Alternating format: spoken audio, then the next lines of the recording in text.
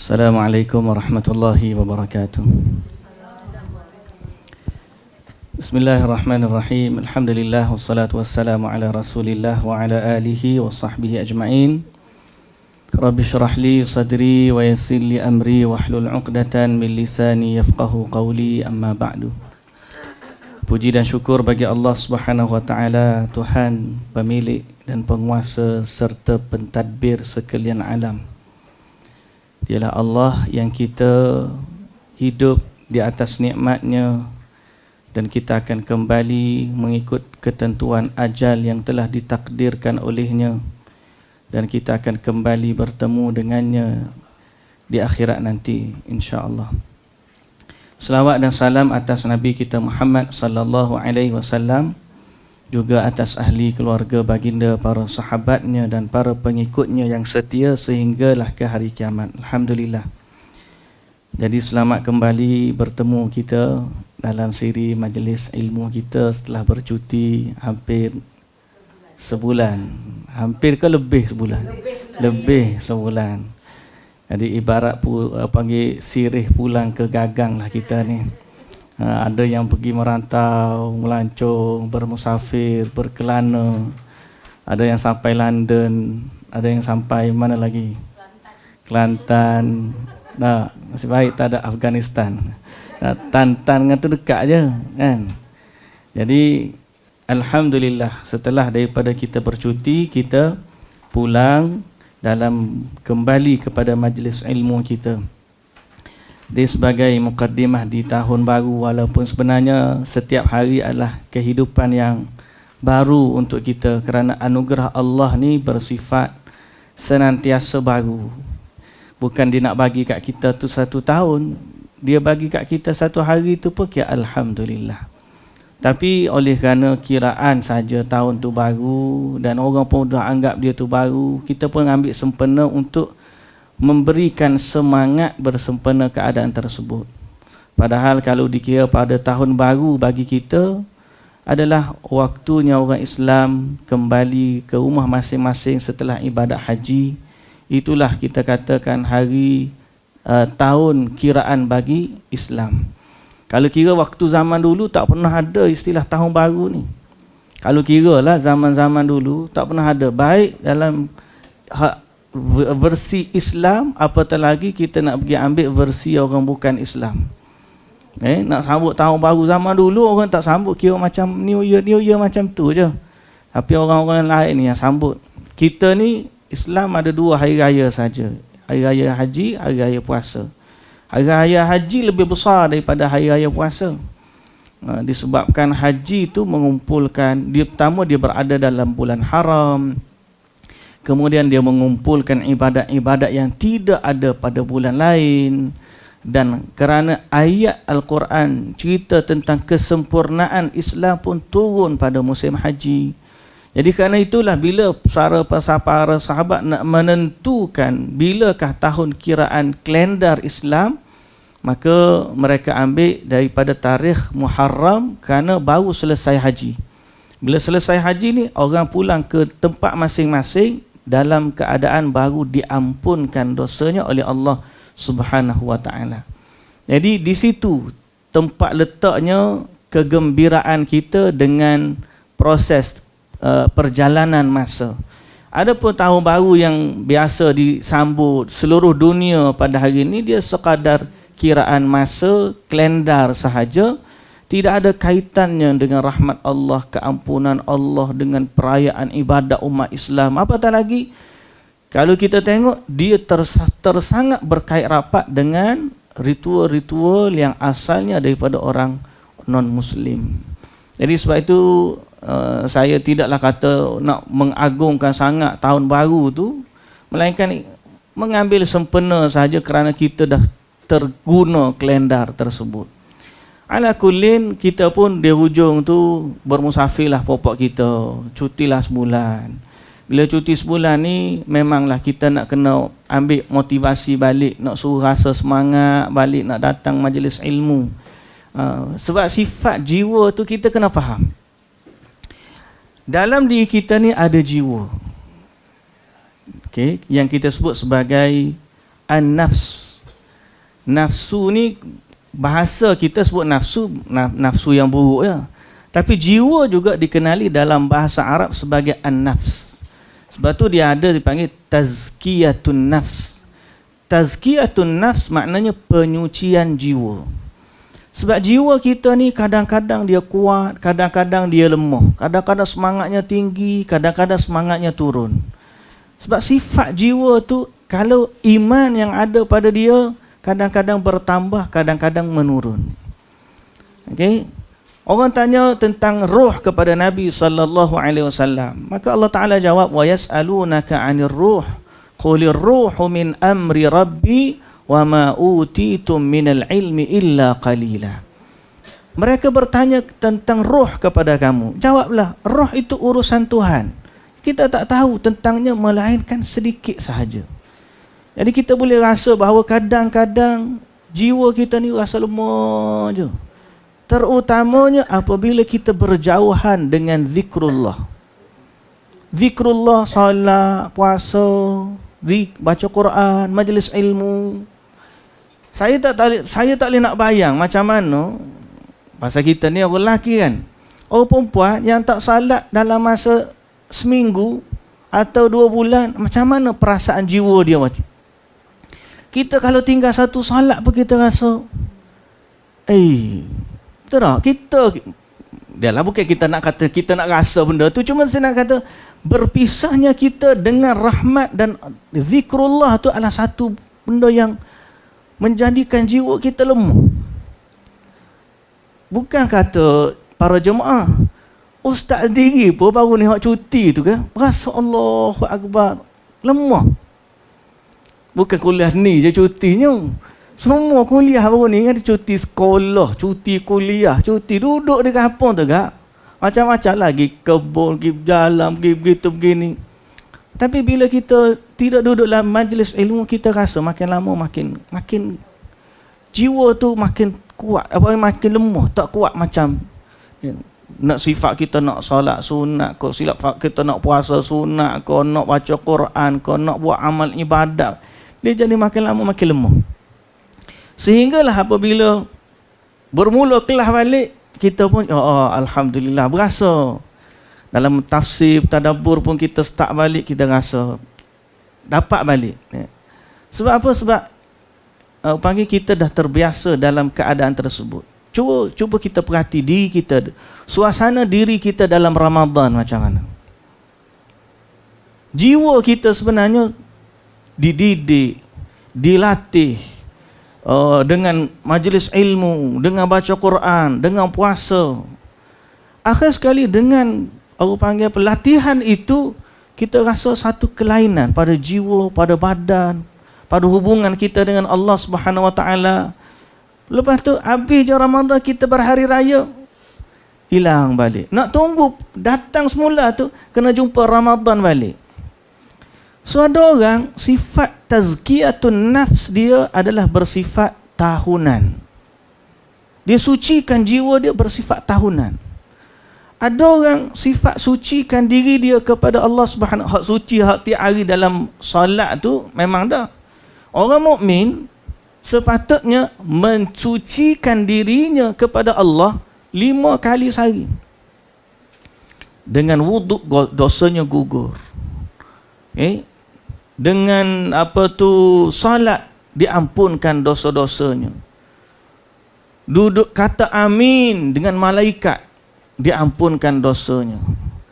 Dalam sujud minta istighfar setiap hari 5 kali sehari. Nabi SAW tanya para sahabat, bagaimana pandangan kamu pada orang yang di rumah dia ada sungai yang mengalir, dia mandi 5 kali sehari, apakah masih tersisa kotoran di tubuh dia?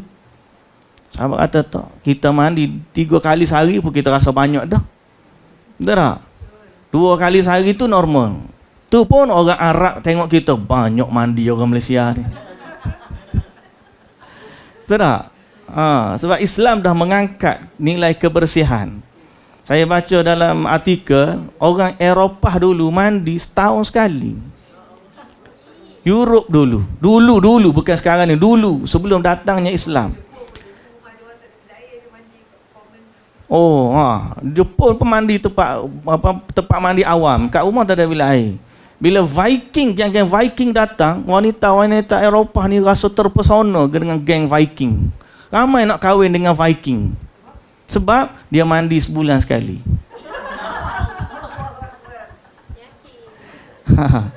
Bila Islam datang, kita mandi, kita sucikan diri setiap hari 5 kali wudu.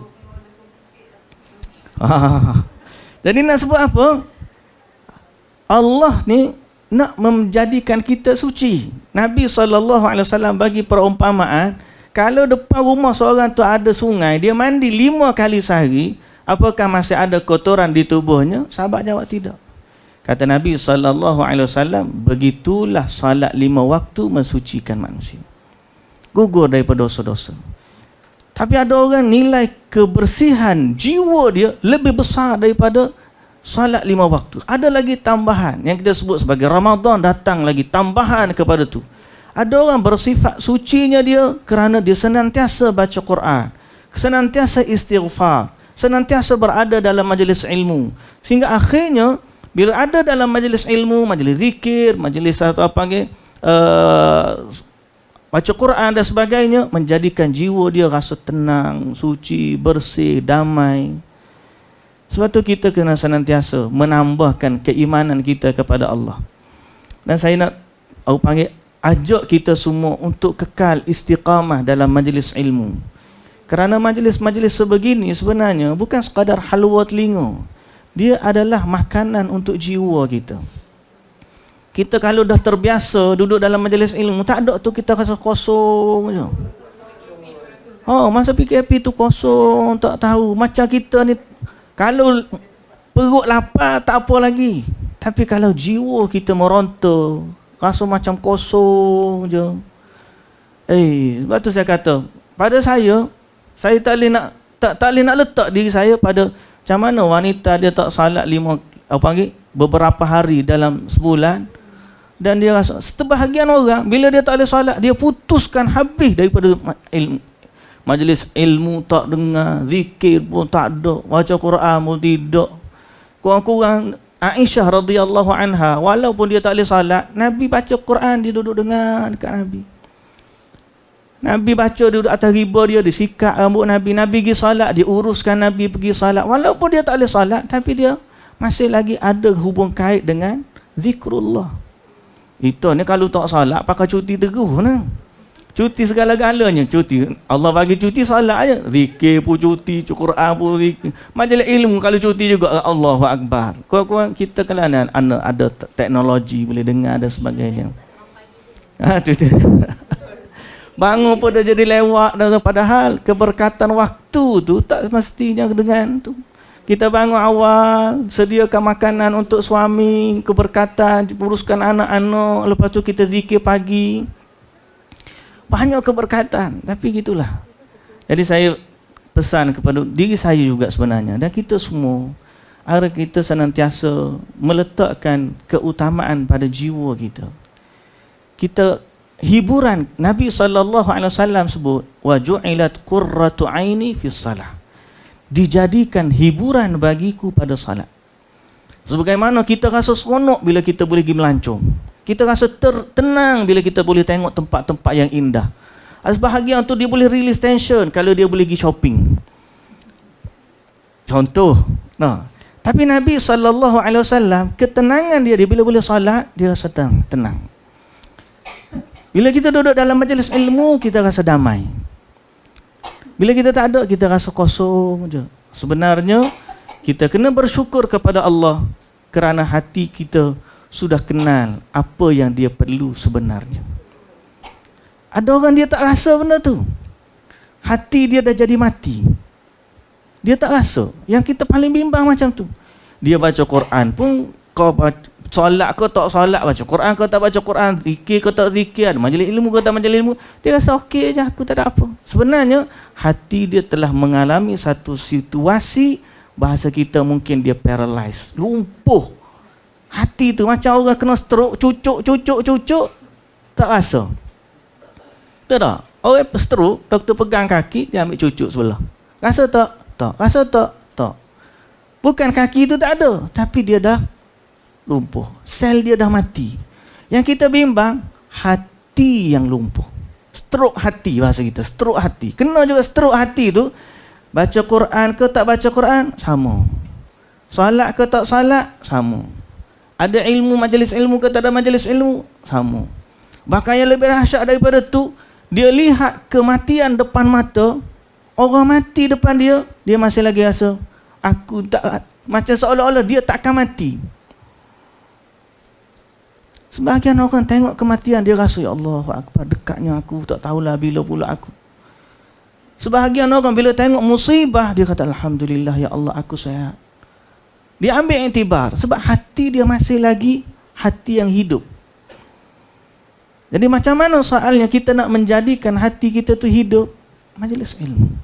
Zikrullah. Ala bi zikrillahi tatma'innul qulub. Jadi sebab tu mungkin waktu baru ni kita agak lama. Saya tak tahu, mungkin dengan ustaz lain kita ada majlis ilmu ataupun dengan, tapi kalau sekurang-kurangnya biarlah jangan putus. Walaupun kita tak ada secara fizikal, jangan kita putus dengan online. Okay, senantiasa dengar, duduk dalam rumah, sambil-sambil kita masak, sambil-sambil kita kemah-kemah, pasang. Ni tidak, kadang-kadang sambil-sambil kita ni bahagian ilmu, majlis ilmu atau zikir sikit je. Hal lain, tapi rumah kita kak, ada setengah orang tu Astro kat rumah dia tu 24 jam duk buka, tutup TV nak tidur je. Ada movie ke, tak ada movie ke, pasanglah lagu lagi, nyanyi lagi, apa semua. Pasangnya. Berapa banyak dalam hidup dia majlis ilmu? Sikit sangat. Jadi kita katakan, biarlah hati kita ni minta kepada Allah, Allahumma inni, sebagaimana Nabi SAW minta doa, Allahumma inni a'udzubika min ilmin la yanfa' wa min nafsin la tashba' wa min qalbin la yakhsha' wa min du'ain la yusma'. Ya Allah, aku berlindung daripada 4 perkara. Wa a'udzubika min haula'il arba'. Nabi SAW berdoa kepada Allah melindungi diri daripada 4 perkara. Yang pertama, ya Allah, aku berlindung denganmu dari ilmu yang tidak bermanfaat. Aku juga berlindung denganmu dari nafsu yang tidak pernah puas. Aku berlindung denganmu dari hati yang tidak tenang. Dan aku berlindung denganmu dari doa yang tidak didengar. Okey, aku berlindung denganmu ya Allah daripada 4 perkara tersebut. Siapa dah ada poster tu? Ada. Zandra tolong share dalam grup. 4 doa tu adalah doa yang disunnahkan oleh Nabi sallallahu alaihi wasallam. Jadi sebab itu alhamdulillah, dalam kesyukuran kita berdoa bahawa ya Allah, alhamdulillah Engkau telah hadirkan kami dalam majlis ilmu seperti ini. Dan ya Allah, biarlah aku dalam majlis ini mendapat rahmat dan limpahan anugerah darimu, kefahaman dan kebaikan dalam agama, dan minta ya Allah, jadikanlah kita semua sebahagian daripada ahli ilmu, penuntut ilmu. Minta senantiasa, sebab menuntut ilmu ni kadang-kadang status tu dah cukup dah memberikan kemuliaan. Banyak mana yang kita nak dapat itu beza. Ada orang belajar ilmu, dia mengaji Quran merangkak-rangkak. Ada orang mengaji Quran lancar. Ada orang hafal beberapa juzuk dari Al-Quran. Ada orang dia boleh hafal satu Al-Quran. Tapi semua mereka dinilai sebagai penuntut ilmu. Itu pun sudah cukup. Status tu, title tu pun sudah cukup baik dah bagi kita. Biarlah kita ni tidak duduk dalam universiti, jiran dengan universiti pun tak apa dah, dekat dengan. Tapi duduk dalam status kita hadir dalam majlis ilmu sudah menjadi satu kebaikan. Kalau disebut dalam hadis tentang orang yang duduk dalam majlis ilmu, dia datang singgah je.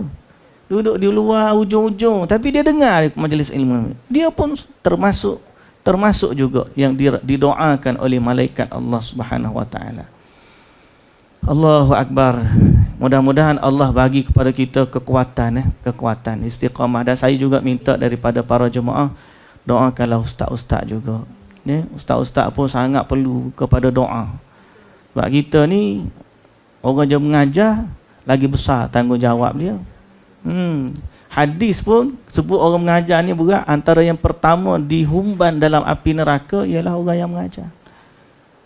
Semoga Allah Ta'ala melindungi kita dari niat yang tidak ikhlas, dan semoga Allah Subhanahu Wa Ta'ala menjadikan kita istiqamah di atas majlis ilmu kerana Allah Subhanahu Wa Ta'ala. Dan siapa yang mencari ilmu untuk tujuan dunia, lagilah Nabi sallallahu alaihi wasallam sebut lam yajid raihatal jannah, dia tidak akan mendapat mencium haruman syurga. Pagi tadi dalam siri tadabbur kita pagi-pagi mungkin ada yang dengar, kita bicara tentang nikmat syurga. Nikmat syurga ni very exclusive. Very exclusive.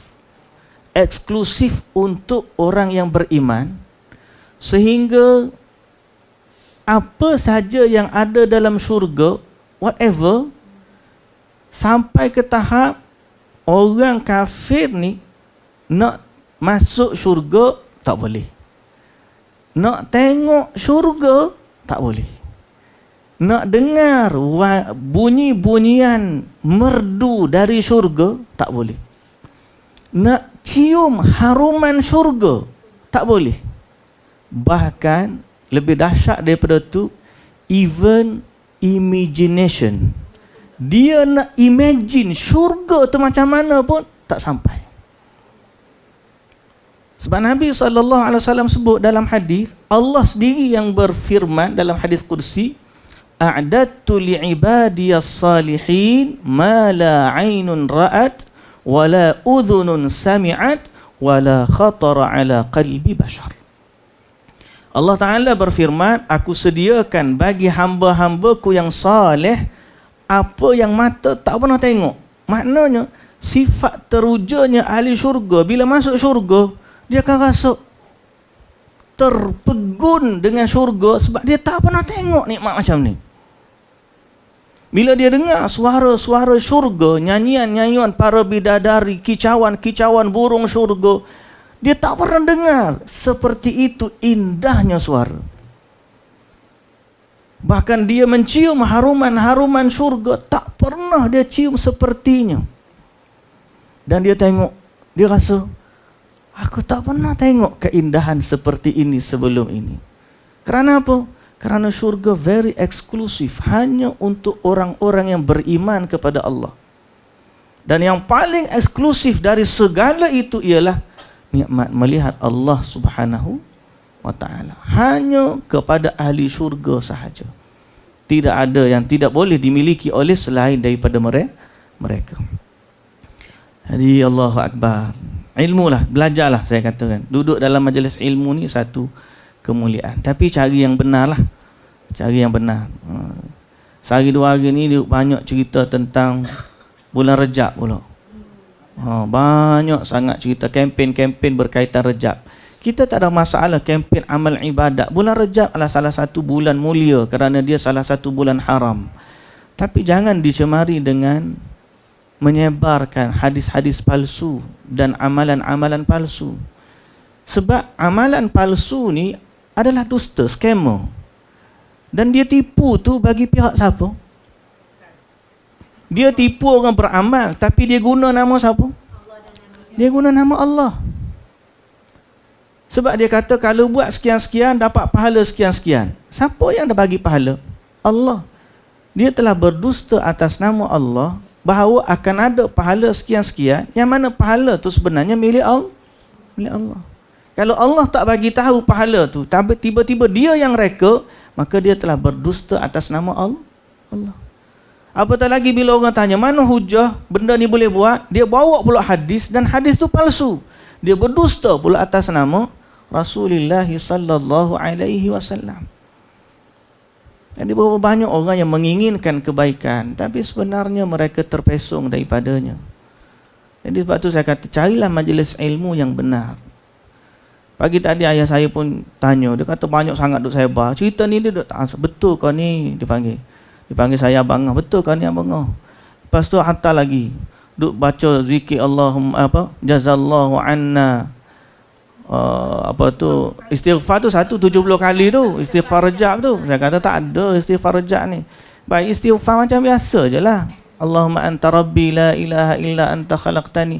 Nabi istighfar 100 kali sehari. Dia bulan rejab je. Bulan-bulan biasa pun Nabi istighfar 1 kali sehari. Jadi ada riwayat 70 kali. Tak semestinya bulan rejab saja kita nak khususkan dia, dan kita buat pula orang panggil lafaz khusus untuk bulan rejab. Padahal tidak diajarkan oleh Nabi SAW. Dia pula create ganjaran-ganjaran yang orang panggil palsu lah, rekaan-rekaan. Jadi sebab tu majlis ilmu ni penting. Sebagaimana pentingnya majlis ilmu, penting juga kita mencari majlis ilmu yang benar. Yang benar dan sifat. Semua orang kata macam tu. Semua orang, bukan dia je. Memang Allah Ta'ala sebut dalam Quran, kullu hizbin bima ladaihim farihun. Setiap kumpulan akan merasakan dia betul. Even kalau tanya Kristian pun kata dia betul. Katanya Hindu pun kata dia betul. Katanya Buddha pun kata dia betul. Semua orang mendakwa dia ni betul. Bahkan semalam saya mengajar kitab tentang pemikiran liberal dan pluralisme. Lagilah dahsyat.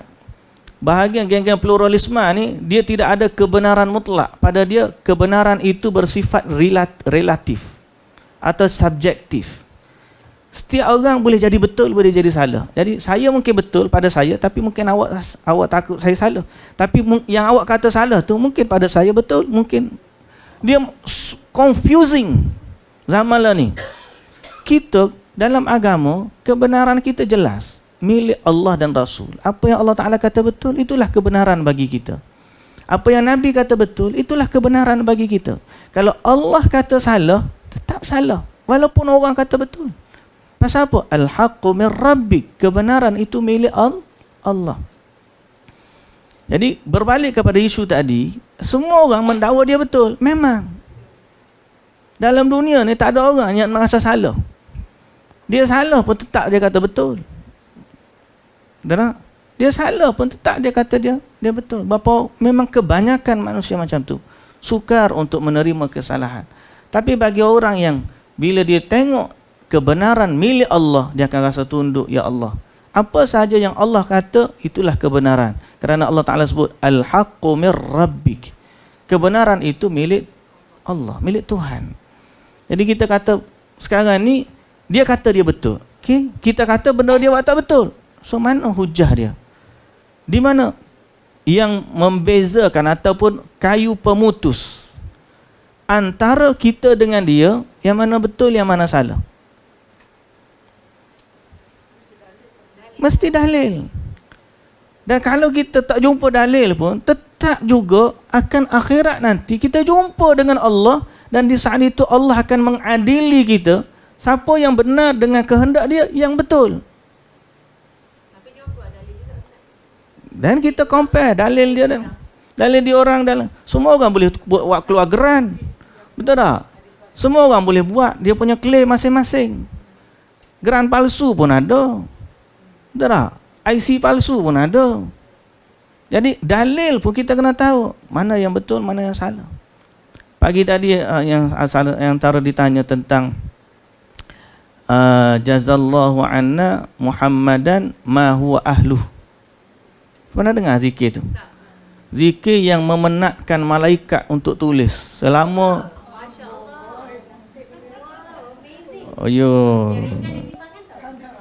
dahsyat. Kejap. Nantilah dulu. Ini ayat saya tanya ni. Okey. Dari dia ada hujah. Ada satu selawat disebut jazallahu anna Muhammadan ma huwa ahluh. Dia mendatangkan riwayat, diriwayatkan oleh Al-Imam At-Tabrani dalam Mu'jam Al-Kabir dan Mu'jam Al-Awsat, bahawa Rasulullah dari Ibnu Abbas radhiyallahu anhuma bahawa Rasulullah sallallahu alaihi wasallam bersabda, siapa yang membaca jazallahu anna Muhammadan ma huwa ahluhu, maka dia baca tu sekali meletihkan 70 malaikat yang menulis pahala untuknya selama 1000 kali waktu subuh. Dalam hadis tu, kalau dia baca tu, malaikat ada 70 malaikat duk tulis pahala untuk dia selama 1000 kali subuh, sampai letih malaikat tulis pahala tu.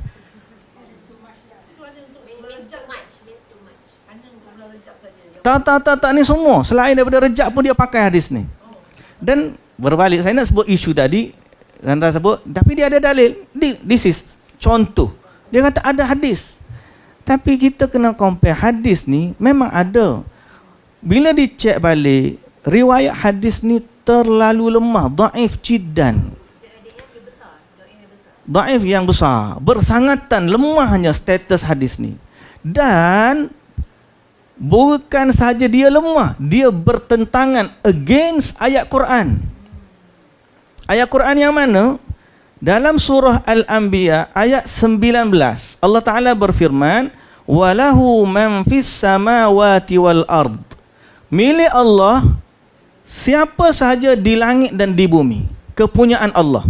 Wa man indahu, dan para malaikat yang ada di sisi Allah. La yastakbiruna an ibadatihi, tidak pernah sombong dan membesarkan diri dari menyembahnya, dan mereka pula tidak merasa penat dan letih. Malaikat tu kerja dia sujud, rokok, tak pernah letih, Allah Ta'ala kata. Then you come dengan satu hadis, status dia tersangat lemah dan against ayat Quran.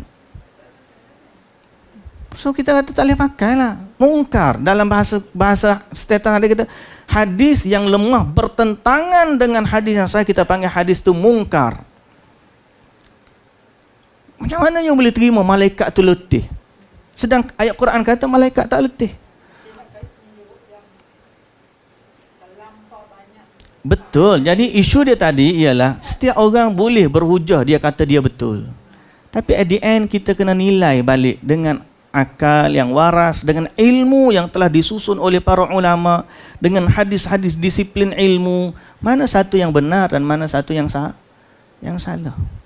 Jadi sebab itu saya ulang sekali lagi, sebagaimana pentingnya majlis ilmu, penting juga mencari ilmu yang benar, majlis ilmu yang benar, yang mengajar padanya Al-Quran dan hadis yang sahih.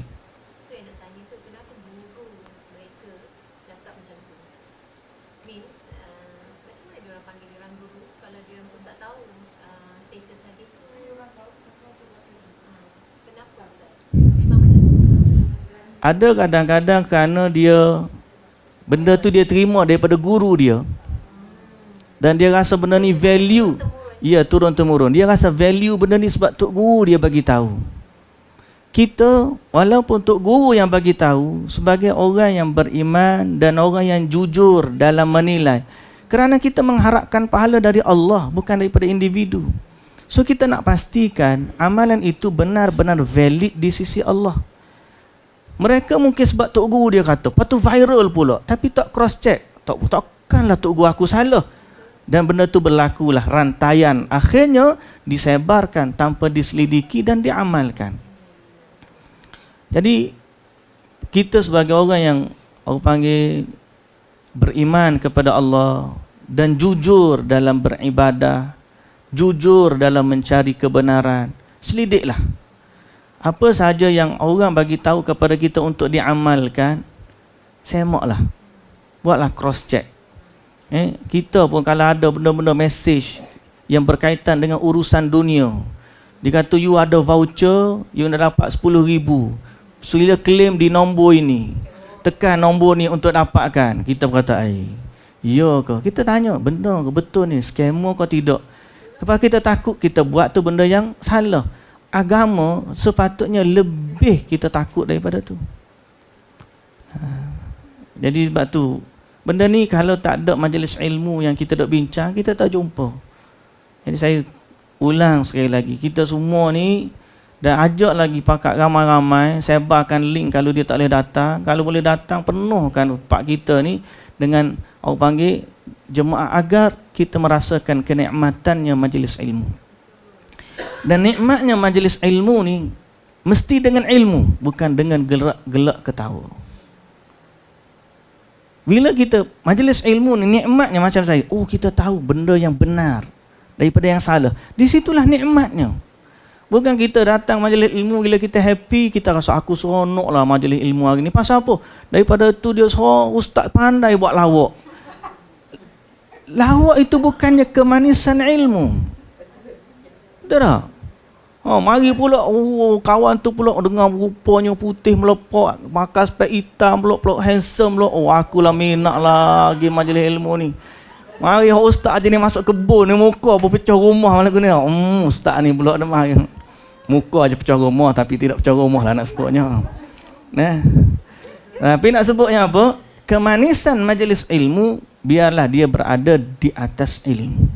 Kita tahu kebenaran, kita boleh balik ada hasil yang kita amalkan, kita tahu zikir yang Nabi ajar, kita tahu fadilat yang benar, kita tahu mana yang mungkar, mana yang salah, kita boleh tinggal benda yang jahat, tak betul. Di situlah nikmatnya ilmu. Majlis ilmu ni bukan dengan cara kita gelak ketawa. Orang lah ni, tanpa kita sebut mana-mana pihak, secara umumnya banyak orang menjadikan majlis ilmu tempat hiburan. Duduk masjid tu, duduk je ustaz tu mari sembang je. Lepas tu siap buat konten lagi macam-macam. Hancur, betul lah, betul, hancur. Jadi ilmu ni ada mazan, dipanggil dalam bahasa Arab dia mazan. Mazan ni maknanya ilmu ni ada kelompok yang menjaganya. Ada rujukan yang kita nak kena tengok. Ada orang-orang yang menjaga dia. Panggil pahlawan-pahlawan agama yang duduk jaga. Mereka ni bahkan disebut sebagai ulama-ulama hadis adalah penjaga agama. Sebab dia duduk jaga. Orang dah kata benda ni boleh buat, dia datang dengan hadis. Hadis tak surat macam tu. Dia nak datang hadis palsu, kita tanya pula, mana dalil? Amalan ni, ulama hadis akan minta, mana rujukan? Dia bagi rujukan, kita cross check pula. Hadis ni daif, melampau. Hadis ni daif sikit-sikit boleh diamalkan. Hadis ni bertentangan dengan ayat Quran yang sahih. So ulama hadis, dia sebenarnya menjaga agama. Kalau kita tak jaga, katalah seperti Abdullah ibn al-Mubarak, dia kata, laulal isnad laqala man syaa ma syaa. Kalau agama ni tak ada rantaian sanad, tak ada hadis yang menjaga, semua orang boleh kata apa yang dia nak kata. Semua boleh claim. Orang ni dapat kata buat amalan pahala sekian. Kita kata hadis, alah tak payahlah, buat amal je lah macam ni. Mari pula kata, kita tanya pula mana hadis. Dia kata sikit-sikit hadis. Membuat je lah benda baik, apa salahnya? So akhirnya di mana ilmu sebenar? Di mana Rasulullah sallallahu alaihi wasallam? Kalaulah itu hujah kita, maka tak akan sampai maksud Nabi sallallahu alaihi wasallam menerima wahyu dari Allah. Kalau benda tu, benda baik, apa salahnya? Then why Nabi sampai kena terima wahyu dan sampai kena berjihad, sampai kena baik? Allah Ta'ala sampaikan kepada manusia just one sentence, membuatlah baik, berpada-pada, buat jahat jangan sekali. Then you kata benda baik, apa salahnya? Tapi agama bukan begitu. Agama datang dengan wahyu dan disiplin sangat ketat. Sehingga Nabi SAW sebut, man ahdatha fi amrina hadha ma laysa minhu fahuwa raddun. Siapa yang melakukan dalam urusan agama kami ni benda yang kami tak pernah suruh, maka amalan tersebut tertolak. Allah Ta'ala takkan terima daripada dia. Amalan tu sia-sia. Memang kita bukan milik syurga, tapi kita berinteraksi dengan wahyu. Allah yang kata melalui wahyu, Nabi sampaikan kepada kita. Dan kaedah tu Nabi bagi tahu. Kita ni memang bukan pemilik dosa dan pahala, tapi Allah dah bagi tahu dia punya apa yang dia nak. Regulation yang ada, Allah dah letak dah. Ni garis panduan dia. Kamu menyimpang daripada ni, Allah Ta'ala tak terima. Siapa yang kata? Nabi SAW kan. Dan kita sepatutnya kena ikut that regulation. Bukan kita avoid that regulation dan kita buat satu pula regulation kita sendiri. Benda baik, apa salahnya? Tak betul. Kita mesti berpegang teguh dengan apa yang Allah Ta'ala perintahkan. Sebab kita ni hamba. Lebih rendah lagi kedudukan daripada pekerja. Kita bukan pekerja, kita hamba Allah. Kalau pekerja dengan majikan pun tak boleh buat macam tu. Boleh tak you sebagai kita ni mungkin banyak majikan ni, tiba-tiba kita ada pekerja bawahan, kita suruh satu benda, pekerja kata kat kita, tak apalah bos, saya buatlah benda baik, apa salahnya? Betul tak? Boleh tak pekerja kita kata macam tu kat kita? Kita suruh halih, kita suruh buat surat satu karangan, tajuk dia sekian. Kalau kita cikgu, ada anak murid, suruh satu karangan, tidak melebihi 500 patah perkataan, buat tajuk dia bercuti di Podixon, contoh. Lepas tu, dia pergi buat ayat lain, bukan setakat ayat bercuti, dia buat pengalaman dia, waktu dia... bukan setakat tempat ya. Dia buat satu karangan yang kata aku sebagai sebatang pensel. Contohnya dah buat canggah. Atau buat surat rasmi. Kita kata budak ni, dia pergi ke jumpa cikgu, benda baik. Apa salahnya? Cikgu bagi je lah pahala. Sedap nak suruh. Kita bagi arahan kena ikutlah. Kita buat arahan bagi majikan, kita pergi kerja, awak settlekan surat gini, kena buat gini, kena pergi site buat macam ni. Dia pergi bantai buat kerja lain. Kita kata, mana kerja saya minta? Saya tak buat benda tu bos, saya buat kerja lain. Untuk syarikat juga. Saya suruh buat benda tu, apa buat benda lain? Tu pekerja. Ni hamba kita dengan Allah ni lagilah. Tiba-tiba kita nak kata, ya Allah benda baik, apa salahnya? Tergamuknya kita kata macam tu. Then why Allah hantar Rasul? Why Allah turunkan Quran? Why Allah Ta'ala wahyukan kepada Nabi sehingga Nabi sampaikan dalam hadis? Benda-benda gitulah kita kata make sense. Dalam kepala kita, agama adalah milik Allah, bukan milik individu. Dia bersifat tauqifi. Apa maksud tauqifi? Bersifat dengar dan taat. Tauqifi. Tauqifi. Tauqifi. Tauqifi ni kita panggil mana? Kita buat selama dia ada. Ada petunjuk buat. Tak ada petunjuk, dia diam. Tauqifi. T-A-U atau T-A-W pun boleh. Q-I-F-I. Tauqifi. Baik. 11.30 dah kita ni. Maksud dia benda tu bersifat apa yang translation yang wording apa? Saya sebut dengar dan taat, maknanya tauqifi ni apa dia? Apa dia Syahir? Tak ada. Nampak dia jenguk tadi, ingat nak bagi jawapan, nak tolong. Tauqifi ni dalam bahasa Arab maknanya kita tak boleh buat sehingga ada perintah untuk buat. Itu maksud tauqifi. Maksudnya kita nak buat sesuatu, jangan buat lagi. Kita nak buat selagi tak ada perintah, you jangan buat. Okay? Kita pergi hantar kedai ke kita bengkel. Kita hantar kat kedai bengkel, kita kata kat pomen, you jangan buat apa-apa kat kereta I sehingga I bagi tahu I nak buat. Apa yang I nak buat? Boleh tak dia tiba baiki, lepas tu dia suruh kita bayar? Tak boleh. Pasal apa? Dia bersifat, you tak boleh buat sehingga I cakap I nak buat yang mana.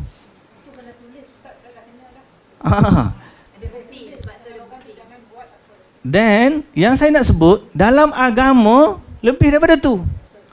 Allah Ta'ala, dia nak bagi pahala, you jangan buat sehingga Allah Ta'ala kata, buat macam ni aku bagi pahala. You tak boleh kata you buat dan you kata ke Allah, ya Allah bagilah pahala. Benda baik kan, apa salahnya? You cakap lagu tu pada Allah, tak boleh.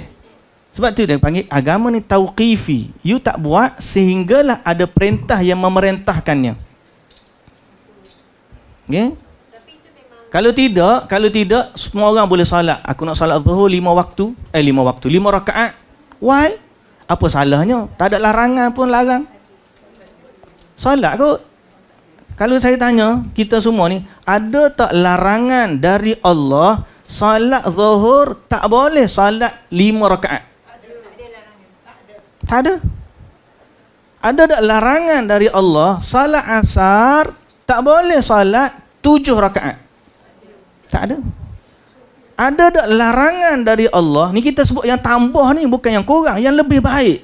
Ada tak larangan dari Allah, salat maghrib kena boleh salat 4 rakaat?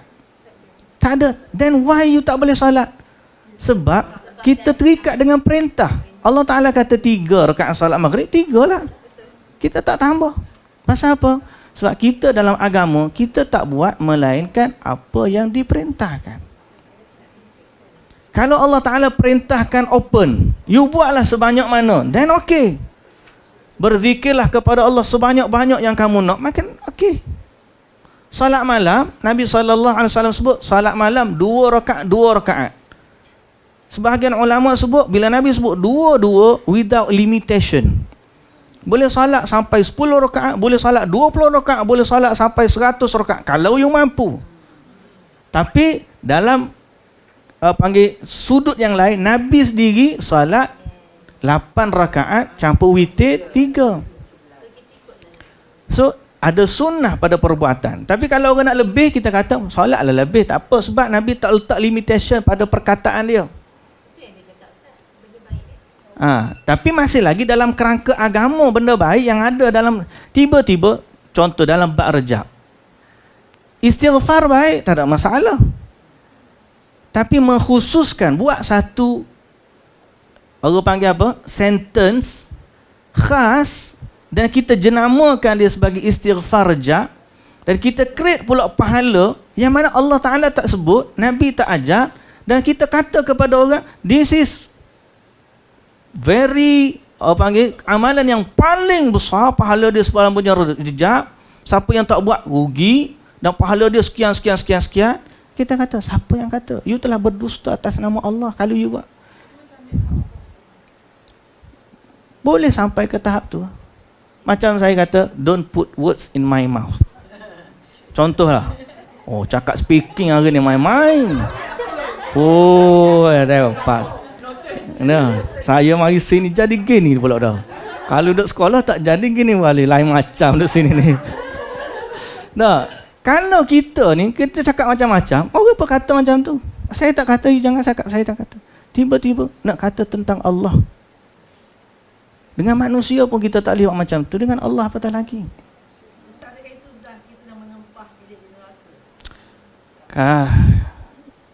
Kalau kata tentang Nabi pun dapat level dah status dia macam tu, dengan Allah lagi ya. Kalau kata kepada Nabi SAW sebut jelas, man kadzaba alayya muta'ammidan falyatabawwa maq'adahu minan nar. Siapa yang berdusta atas namaku secara sengaja, maka dia telah menempah tempatnya dalam neraka. Kalau nak suruh istighfar, saya tak ada masalah. Dia kata, marilah kita dalam bulan haram ini, bulan Rejab, salah satu bulan haram, kita beristighfar kepada Allah sebagai persediaan kita nak menghadapi Ramadan. Bermula pada hari ini, sebab salaf dulu 6 bulan lagi bersedia untuk Ramadan. Maka kita bulan Rejab ni 2 bulan lagi nak Ramadan, lagilah kita kena banyakkan istighfar kepada Allah. That's okay. Masih lagi dalam umum, kita tak meletakkan sesuatu nilai tambah. Okay? Habis macam mana istighfar? Islah seperti mana yang sebagai kita istighfar. Sayyidul istighfar boleh baca, istighfar selepas solat kita baca. Nabi istighfar 70 kali sehari, Nabi istighfar 100 kali sehari dalam riwayat yang lain. Tapi once kita dah satu ayat kita jenamakan sebagai istighfar Rejab, you perlu kena ada dalil yang lebih. Pasal ini amalan khusus. Mana dalil yang mengkhususkan dia? Kalau yang tak ada, you kekal sebagai istighfar biasa. Kalau saya kata, istighfarlah banyak-banyak dalam bulan ini, kerana dia bulan haram. Kerana apa? Antara perkara yang kita tak boleh buat dalam bulan haram, ialah melakukan dosa. Sebab dia akan berganda. Iya. Kerana bulan ni bulan haram, dosa yang dilakukan pada bulan haram, digandakan pahala. Sebagaimana amalan juga berganda.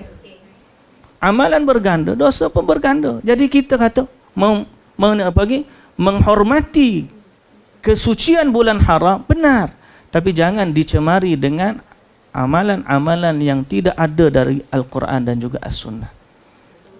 So kalau dia kata, ustaz, kan istighfar tu bagus, kekalkan dia sebagai istighfar dalam bentuk umum. Once you dah spesifikkan dia, you kena ada satu dalil khusus untuk spesifikkan dia. Mana? Aja.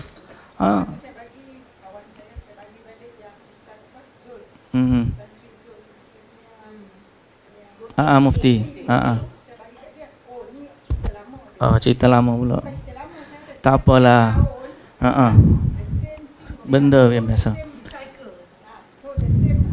Sebab tu saya baru semalam bila saya duduk orang tanya masalah tu, saya pun buatlah carian sikit tentang istighfar bulan Rejab ni.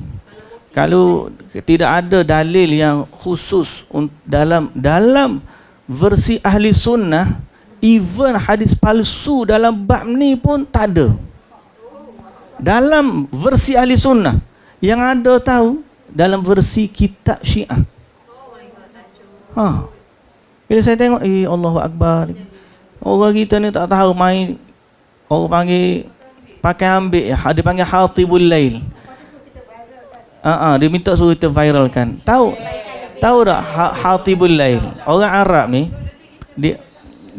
dia ada istilah, dia panggil Hatibul Lail ni, pengutip kayu api di tengah malam. Tahu tak? Kita cari kayu api di tengah malam, kita ambil je apa yang ada. Okey ke tak okey? Tak okey. Why? Sebab kita tengok, tak boleh tengok. Tak boleh nak nampak. Kalau betul kayu api tak apa, kalau ambil benda lain? Betul lah. Sebab dalam gelap kayu api hitam. Kayu api hitam, pegang-pegang nampak batang juga, pegang-pegang benda lain. Kalau begini. Dia panggil, orang Arab panggil Hatibul Lail. Ada jumpa pegang-pegang, ingat mata kayu api, jumpa-jumpa najis. Jadi dipanggil Hatibul Lail. Orang yang kutip dalam gelap raba, ambil benda ambil dalam poket, ambil benda dalam poket. Kita tak boleh macam tu. Agama ni kita kena sifat ada critical thinking, ada kritis.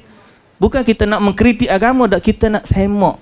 Sebelum daripada kita amal, kita semak dulu betul atau tidak amalan ini.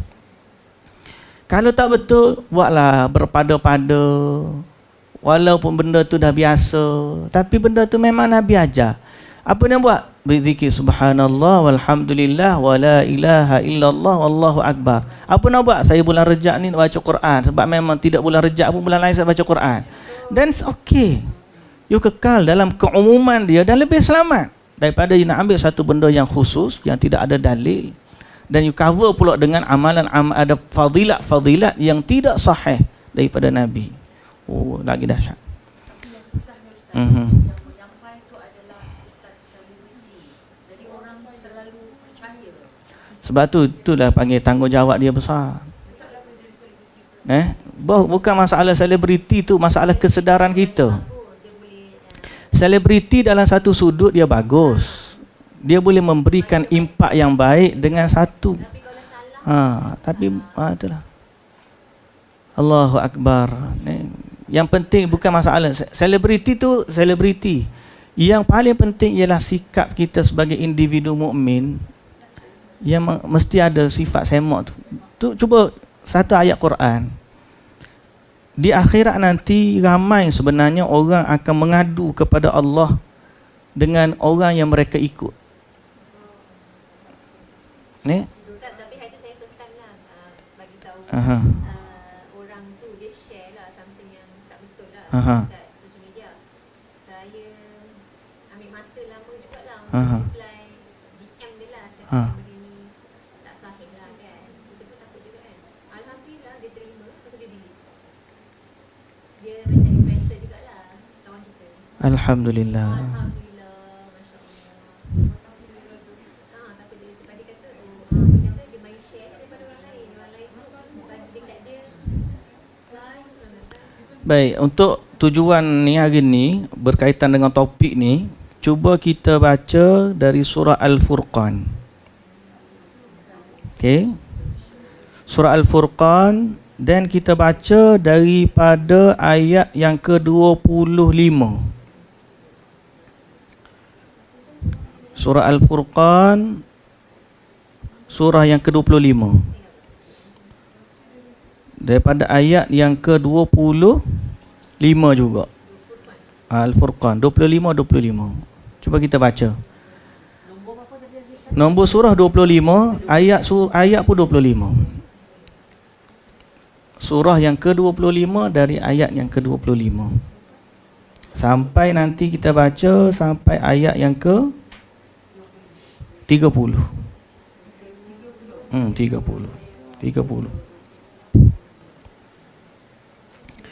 Okay, bismillahirrahmanirrahim. Allah Subhanahu wa taala sebut, Al-mulku yawma idhinil haqqu lirrahman wa kana yawman 'alal kafirina 'asira wa yawma ya'addu adh-dhalimu 'ala yadayhi yaqulu ya laytani ittakhadhtu ma'ar rasuli sabila يا ويلتى ليتني لم أتخذ فلانا خليلا لقد أضلني عن الذكر بعد إذ جاءني وكان الشيطان للإنسان خذولا وقال الرسول يا رب إن قوم اتخذوا هذا القرآن مهجورا. Maksud dia, apa nak baca? Ayat 25. Kuat sikit.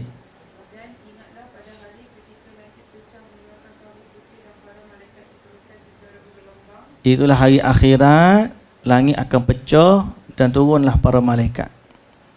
Kerajaan yang hak pada hari itu adalah milik Tuhan yang Maha Pengasih. Dan itulah hari yang sulit bagi orang-orang kafir. Jadi pada hari akhirat tinggal Allah yang berkuasa. Orang lain tak ada dah. Kerajaan pada hari itu mutlak milik Allah, tidak ada sesuatu pun yang berkuasa selain Allah. Hari ini dia boleh declare macam-macam.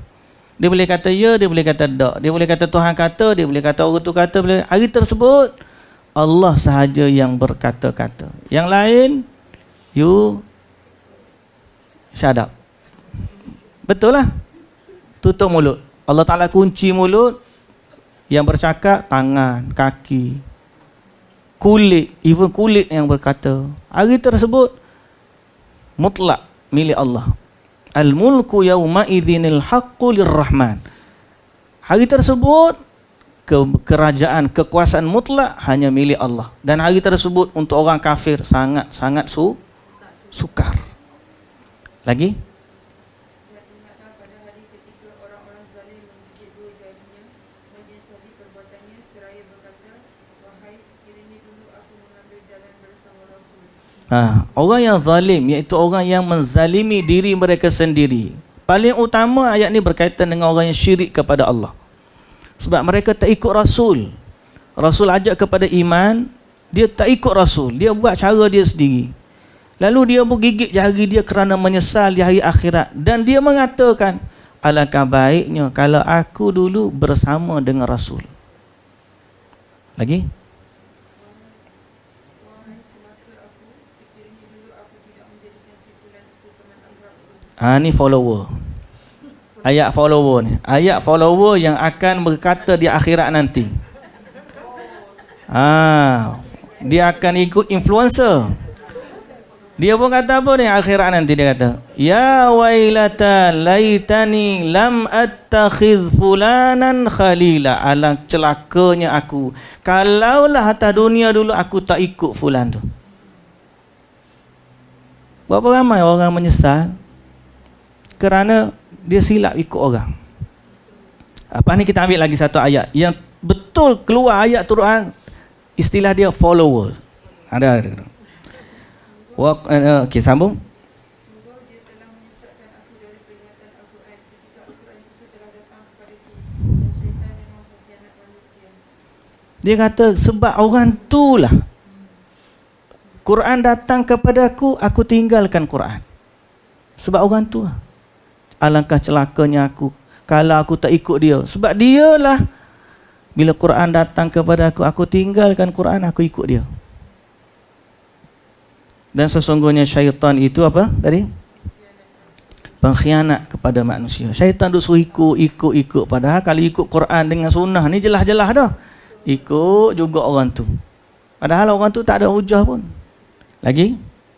Dan Rasul Muhammad berkata, ya Tuhanku, sesungguhnya kaumku telah menjadikan Al-Quran ini diabaikan. Dan Rasul pun mengadu kepada Allah di saat itu, ya Allah, kaumku ni pasal apa dia jadi macam ni? Sebab dia mengabaikan Al-Quran.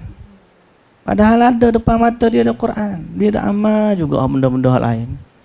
Okay? Quran dah kata macam zikir malaikat letih tu. Quran dah kata malaikat tak penat. Tiba-tiba dia boleh kata, dia boleh terima hadis tu, malaikat penat nak tulis pahala dia. Then you against the Quran. Walaupun banyak orang kata follower dia ramai, tapi against the Quran kita tak boleh pakai. Baik, kita ambil ayat juzuk yang kedua, surah Al-Baqarah. Kita pindah ayat yang lain. Ayat surah Al-Baqarah, surah yang kedua, ayat 166. Muka surat 25. Ayat 166. Al-Baqarah.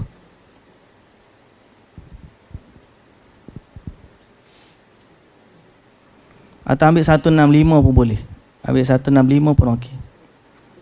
165 surah Al-Baqarah. Kita baca. A'udzu billahi minasy syaithanir rajim. Wa minan nasi man yattakhidhu min dunillahi andadan yuhibbunahum ka hubbillah. والذين آمنوا أشد حبا لله ولو يرى الذين ظلموا إذ يرون العذاب أن القوة لله جميعا وأن الله شديد العذاب إذ تبرأ الذين اتبعوا من الذين اتبعوا ورأوا العذاب وتقطعت بهم الأسباب وقال الذين اتبعوا لو أن لنا كرة فنتبرأ منهم كما تبرؤوا منا كذلك يريهم الله أعمالهم حسرات عليهم وما هم بخارجين من النار. Coba macam mana dia? Siapa pula nak baca? Afzan lagi? Baca. Satu nama. Afzan tak jumpa lagi ayat tu. Jumpa dah? Okey.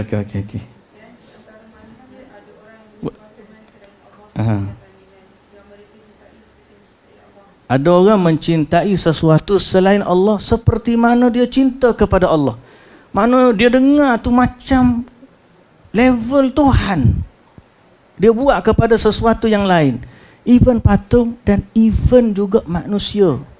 Ada orang influencer tu dia obses sampai apa yang dia seperti menerima kalam wahyu. Lagi? Orang beriman tak? Orang beriman paling besar Allah. Tidak ada yang boleh menandingi Allah. Kalau Allah Ta'ala kata A, orang kata B, dia akan kata, aku akan ambil yang Allah. Sekiranya orang-orang yang berbuat zalim itu melihat ketika mereka melihat azab pada hari kiamat, bahawa perbuatan itu semuanya milik Allah dan bahawa Allah sangat berat azabnya. Baik. Kalaulah kamu tengok, kalau mereka tengok azab di hari akhirat menyesal, tak mudahlah. Pasal apa dia tahu? Pada hari tersebut, kekuatan, kekuasaan hanya milik Allah dan azab pada hari itu juga dari Allah. Siapa yang buat benda yang Allah SWT suka, dia akan dapat rahmat. Siapa yang buat benda yang Allah Ta'ala tak suka, dia akan dapat azab. Semuanya kembali kepada Allah. Not orang A, B, influencer, A, B ke siapa-siapa, Tuhan mana pun, tak ada. Hanya Allah Ta'ala saja. Baca ayat seterusnya. Boleh tak baca dalam bahasa Inggeris? Siapa ada translation Inggeris? Okay, Sandra. Ayat 166. Ha. They should consider that when those who have been followed disassociate themselves from those who followed them, and they all see the punishment and cut off from them are the ties of the relationship. Nampak? Ada istilah. Saya nak sebut follow tadi tu. Nak sebut ada follower kan? Orang yang mana dia followed by someone dan dia dulu adalah follower kepada orang tu. So dia influencer followed by followers lah kan. Akhirat nanti whatever orang yang influence seseorang, kemudian pengikut dia ni bila sampai depan Allah, tahu tak influencer paling utama tu siapa? Nabi 20. Influencer kebaikan, influencer kejahatan? Syaitan. Itu influencer paling besar sekali yang mempengaruhi kita. Dan kita buatlah. Itu influencer paling besar sekali. Dan hak mana influencer ikut hak paling besar, dia duduk dalam geng tu. Hak mana ikut hak Nabi, ikut dia. So kita pula ada influence orang kepada baik-baik. Kalau kita guna influence Nabi dan kita bersama kumpulan Nabi. Kalau kita influence people untuk ikut jalan syaitan, then you duduk bergabung dengan kumpulan tu. Bila sampai di hari akhirat, yang hak tak betul ni, dia akan berlepas diri. Dia kata apa? Ittabarra alladhina tubi'u minal ladhina taba'u. Orang yang dulu diikut, aku tak nak. Dia tak nak dah diikuti. Mu bukan pengikut aku tak tanggungjawab. You buat masing-masing.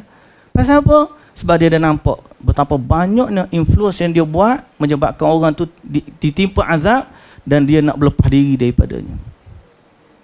Zaman lah ni sukalah, seronoklah kita influence orang, semua orang ikut kita. Tapi orang kita buat itu untuk apa?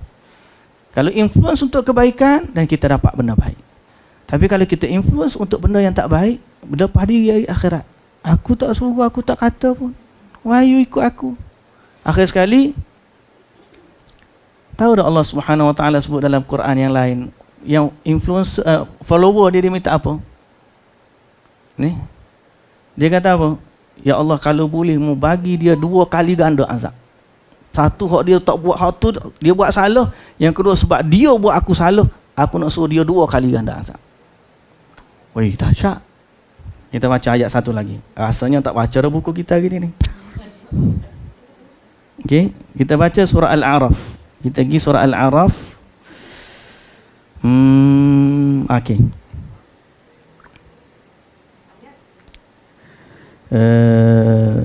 Surah Al-A'raf ayat 38. Surah yang ke-7 ayat 38. Muka surat 155 kalau ikut muka surat mushaf. Okey. Kita baca 38 dan juga 39. أعوذ بالله من الشيطان الرجيم قال ادخلوا في أمم قد خلت من قبلكم من الجن والإنس في النار كلما دخلت أمة لعنت أختها حتى إذا اداركوا فيها جميعا قالت أخراهم لأولاهم ربنا هؤلاء أضلونا فآتهم عذابا ضعفا من النار قال لكل ضعف ولكن لا تعلمون وقالت أولاهم لأخراهم فما كان لكم علينا من فضل فذوقوا العذاب بما كنتم تكسبون. Siapa nak baca? Afzana.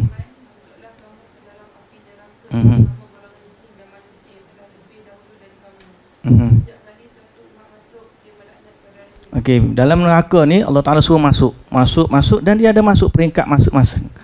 Bila yang pertama masuk, kemudian yang kedua masuk, ia akan melaknat sama-sama dia. kullama dakhalat ummatun la'anat ukhtaha. Satu umat masuk, melaknat lagi mereka, sesama mereka. Hatta idza daraku, sambung.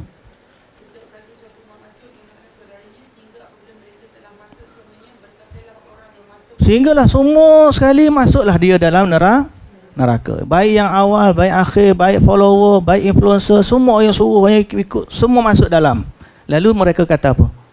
berkatalah orang yang belakang pada orang yang masuk lebih dahulu. Hmm. Tuhan kami, mereka telah menyesatkan kami. Datangkanlah siksaan api neraka yang berlipat ganda kepada mereka. Baik, jadi orang yang masuk kemudian, dia kata kepada Allah, orang yang masuk dulu tu, ya Allah, dialah sesatkan aku. Maka boleh tak bagi kepada mereka azab berkali ganda. Dhi'fan. Pasal apa? Dia buat salah, lepas tu dia pula sesatkan aku. Bagilah kepada dia azab yang berlipat kali ganda. Apa kata Allah? Allah berfirman, masing-masing mendapatkan siksaan yang berlipat ganda, tapi kamu tidak mengetahui. Semua sekali akan dilipat gandakan azab. Cuma kamu je tak rasa azab orang lain. Kamu je tak tahu. Setiap orang akan dilipat gandakan azab oleh Allah Subhanahu Wa Taala.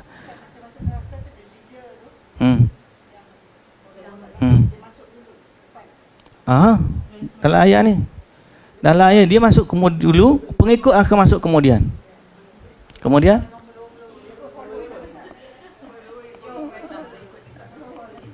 apa tu? Sambungan ayat lagi.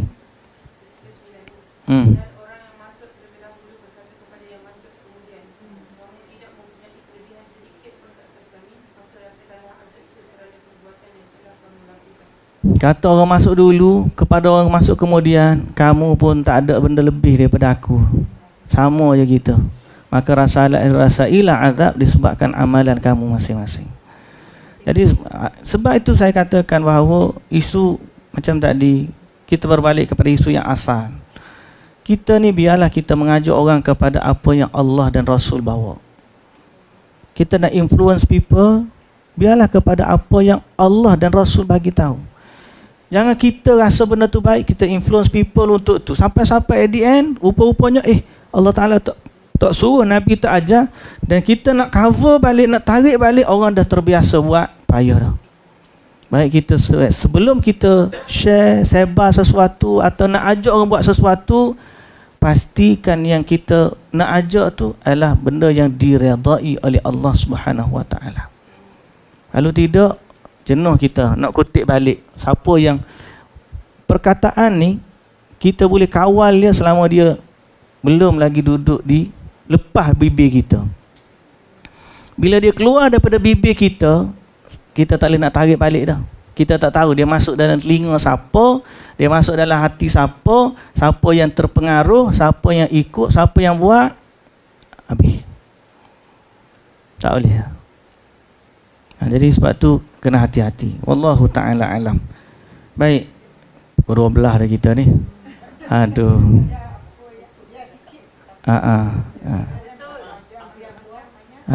Tapi maknanya itulah sebagai mukaddimah untuk lepas cuti lama, dalam masa yang sama kita pun ada benda-benda penting, benda yang kita kena jaga diri kita menghadapi cabaran di tahun yang baru. Mungkin dah ada bertambah follower kita ni, geng influencer saja depan ni ramai, maka gunakanlah kelebihan yang Allah bagi kepada kita ni untuk memberi impak yang baik. Nabi SAW sebut, man dalla ala khairin kafa'ili. Siapa yang tunjuk orang lain buat baik, dia dapat pahala seperti mana orang tu buat. So kalau dia boleh influence people, ada 1 juta dia punya follower, dia buat satu benda baik, orang ikut belaka, maka juta lah kebaikan yang dapat kalau orang buat. Itu kelebihan yang Allah Ta'ala bagi. Tapi sebaliknya, kalau dia tak guna kepada kebaikan, dia guna untuk benda lain, besarlah juga. Kerana Nabi SAW kata, man sanna sunnatan sayyi'atan falahu wizruha wa wizru man amila biha ila yaumil qiyamah. Siapa yang buat satu benda buruk kemudian diikuti oleh orang, dia dapat dosa dan dosa orang ikut sampailah kiamat. Na'udzubillahi min dzalik. Semoga Allah Ta'ala taufikkan kita kepada kebaikan. Dan sekali lagi, Alhamdulillah Allah rezekikan kita boleh sambung majlis ilmu kita.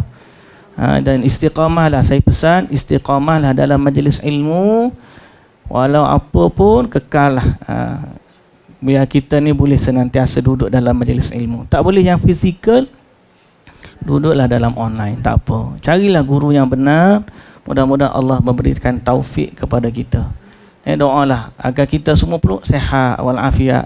Baik, kalau orang sakit, pendengar tak boleh mari, ustaz pun tak sihat juga. Jadi kalau ustaz tak boleh mari, orang tu sama-samalah kita mendoakan satu sama lain. Moga Allah berkati kita semua. Wallahu taala alam. Itulah yang dapat saya sebut pada pagi ini. Mudah-mudahan Allah berkati kita semua. Kita tangguh dengan tasbih kafarah. Subhanakallahumma wa bihamdika asyhadu an la ilaha illa anta astaghfiruka wa atubu ilaik. Aqul qawli hadza wa astaghfirullahal azim li wa lakum. Assalamualaikum warahmatullahi wabarakatuh. Jadi untuk buku ni kita sambung minggu depan. Insya-Allah. Ya.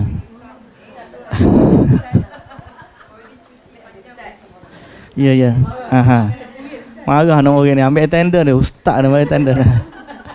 Okey, ya aja. Ustaz, soalan dia pasal qada. Okey. Wujud ke tidak? Qada apa? Qada solat. Ada apa tak adanya? Okey. Beza kepandangan pula. Kata hari itu tak ada qada. Dia kena tanya qada yang macam mana. Qada solat. Ya, qada solat tu macam mana? Bukan semua. Dia gini. Dia tak tidur. Dia macam dia pergi. Dia gini. Dia ataupun dia jumpa kawan.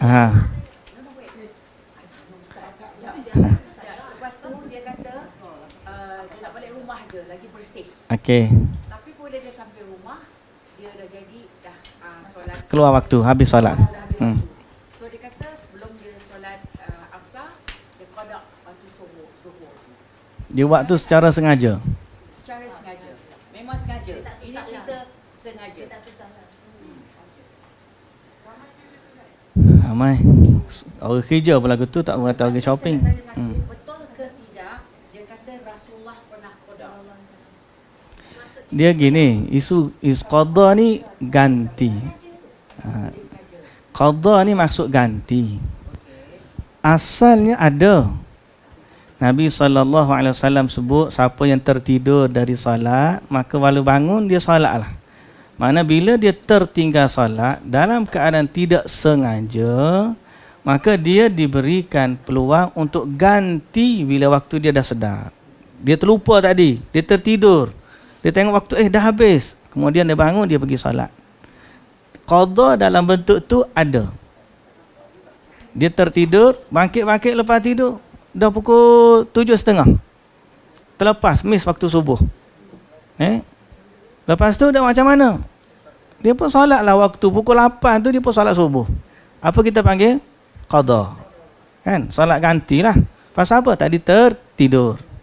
Ataupun dia, kalau jamak kita tak panggil qada. Jamak sebab dia memang dah niat untuk kumpulkan dia. Ataupun dia tadi tertidur, tapi pengsan. Lepas dia pengsan, dia sedar tadi tak solat, dia pun solat. Ataupun dia terlupa, dia tengok gelap je, ingat kau memang tak subuh lagi, rupanya tak buka langsir. Buka-buka tu terang benderang dah. Alamak, rupanya pukul 8. Aku dah ingat kau masih pukul 6. Contoh, masa tu dia tak tertidur, tapi pada sangkaan dia solat masih lagi ada waktu. Masa tu dia pun baru tersedar dan dia solat. Dipanggil qada. Ada. Bila dia tak sengaja, kerana terlupa, tertidur, tahu seumpama dengannya. Ada. Isu sekarang ni ialah kalau orang tu sengaja meninggalkan salat, apakah dia boleh qada ataupun ada qada, dibenarkan benda tu dalam agama? Which is sebenarnya dalam bab tu sebenarnya tak ada. Tak boleh suka-suka hati. Tak boleh suka-suka hati. Allah Ta'ala sebut dalam Quran, inna salata kanat 'alal mu'minina kitaban mawquta. Sesungguhnya salat bagi orang mukmin adalah ketentuan yang telah ditetapkan waktunya. Allah dah letak waktu ni salat subuh, habis waktu ni nombor. Lepas tu salat zuhur, habis waktu ni nombor. Allah yang letakkan. Kalau you miss sebab tak sengaja, dan Allah bagi peluang. Tapi sekarang ni you memang sengaja tinggalkan. Dan alasan ni pula tak kuat. Tak kuat. Kalau Nabi SAW perang sampai tak boleh berhenti solat dalam perang, itu tak apa. Nabi dulu memang ada satu waktu Nabi kata jangan solat asar pada mulai Bani Quraidah. Sahabat ada setengah orang solat asar dulu baru pergi. Ada setengah pergi tak sempat solat asar sampai sana perang. Kukang. Sampai maghrib tak habis lagi perang. Lepas masuk maghrib habis berhenti barulah solat asar. Tak apa. Tapi alasan kita tu valid ke tak nak ada? Ya Allah, aku tak solat. Why? Sebab aku duk sibuk shopping sebagai contoh. Ada setengah orang tu kalau dalam jam, tiba-tiba dia dalam jam, balik tak sempat jam. Patutnya kena berhenti. Ada tempat solat dia berhenti. Solat tempat tu. Jangan kita selesa. Baju saya ni bukan ngaji pun tak selesa je. Jadi kalau dalam kes sengaja, tak ada. Ada satu lagi keadaan jahil. Waktu tengahnya jahil. Dulu punya saya tak salat. Sekarang ni saya dah taubat, saya nak salat. Apa dah lagi boleh qada yang dulu berapa tahun, 10 tahun, 20 tahun, 30 tahun. Ada tak salat qada untuk yang tu? Sekarang ni kes yang ketiga. Kes pertama, lupa dalam waktu dekat, terus qada. Boleh. Tinggal, sengaja tinggal. Tak ada. Kalau dia nak qada juga, kita kata Allahu Ta'ala alam. Kalau Allah Ta'ala terima, mujur. Kalau Allah Ta'ala tak terima, itu pun sebab memang dalil Nabi tak suruh. Nabi tak bagi peluang untuk kita. Kalau buka tu boleh, semua orang pakai ambil belakang. Ambil dalil tu. Yang ketiga, kes orang jahil. Jahil ni dulu memang tak salat. 10 tahun, 20 tahun tak salat. Lah ni baru nak salat. So, ada setengah orang kata, hak ni kena qada. Maknanya kena qada untuk 20 tahun. Ada setengah kata tak perlu. Pasal apa? Sebab dia ni kira ahli taubat. Bila orang taubat, dia seperti cut off. Dulu punya dosa diampunkan oleh Allah sebab dia dah bertaubat dah. Dan sebahagian kata, pandangan yang kedua tak perlu qada lebih kuat. Kerana ada sahabat dulu tak masuk Islam. Bila masuk Islam, Nabi tak suruh pun dia qada yang dulu. Pertama. Yang kedua, kerana orang yang meninggalkan salat secara sengaja, dulu, kalau mujahil tu, dia memang tak salat langsung, dia dikira orang bukan Islam. So, bila dia taubat, seolah-olah dia baru masuk Islam semula, maka diampunkan dosa-dosa dia yang lepas. Tidak perlu qada. Dan dalil yang ketiga, sebab Nabi SAW, bila ada seorang sahabat, dia solat depan Nabi. Solat depan Nabi, solat dia tak betul.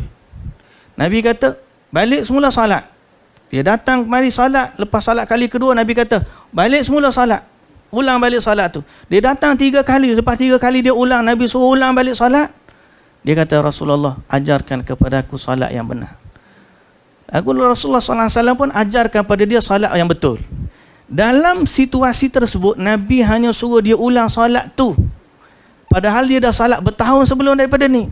Kalau kira salat dia tak sah lah sebelum-sebelum ni. Kalau yang ni tak sah, yang sebelum tu tak sah juga. Tapi Nabi tak suruh ulang yang sebelum-sebelum tu. Sebaliknya Nabi betulkan salat dia yang tu dan dia teruskan salat yang baik selepas daripada tu. Jadi orang yang bertaubat daripada salat, kalau dulu dia tak salat, pandangan yang lebih kuat. Kita tak nafi ada pandangan yang suruh qada. Tapi pandangan yang tak suruh qada, yang lupa puluh tahun dulu ni cerita, bukan hak tak tinggal semalam malam ni. Yang kemarin tu memang kena qada. Yang ni yang dulu puluh tahun dulu, pandangan yang lebih kuat ialah cukup dengan taubat nasuha dan dia berazam untuk tidak lagi tinggalkan salat lepas daripada ni dan dia jaga salat dia betul-betul kerana dia pun dah lupa dah banyak mana dah dia tak salat dulu. Itu pandangan yang 3 situasi tu ada pandangan yang situasi yang berbeza. Situasi pertama, tinggal secara tak sengaja, terlupa. Yang ni gantilah salat. Situasi kedua, tinggal secara sengaja. Nak ganti, silalah. Tapi tidak ada nas yang suruh. Dan kita katakan, benda ni tak ada pun dalam agama. Nabi benarkan macam tu. Kalau tidak orang pergi kerja, baiklah pergi kerja, solat zuhur. Saya dulu ada mate saya.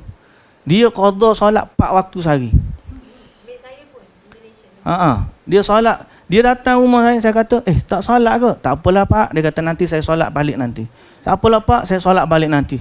Saya pun tanya isteri saya, apa maksud dia kata? Dia kata, abang, dia mari tu, memang dia keluar daripada rumah pada subuh, dia mari make hak jaga kita kat rumah. Pagi dia datang, malam dia balik.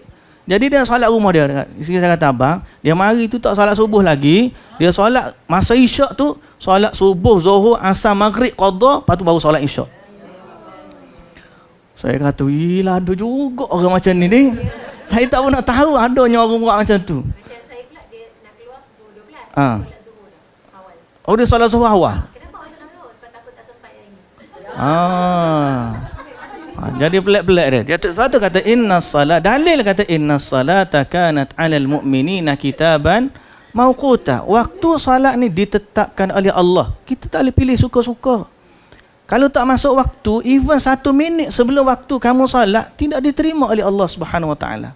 Allah yang tetapkan waktu, bukan kita. Suka hati dia je. Dia pun kata benda baik, apa salahnya. Dan solat awal kan lagi bagus dia tu, advance. Lepas tu ustaz tu pula kata, dia kata kalau tak sempat solat zuhur, dalam solat asar tu, niat tu terus kali masuk solat zuhur. Oh tu lagi wow. Lepas tu, saya dengar, biar saya cakap dengan host lah, tak betul. Tak apa, dia kata lain ustaz lain.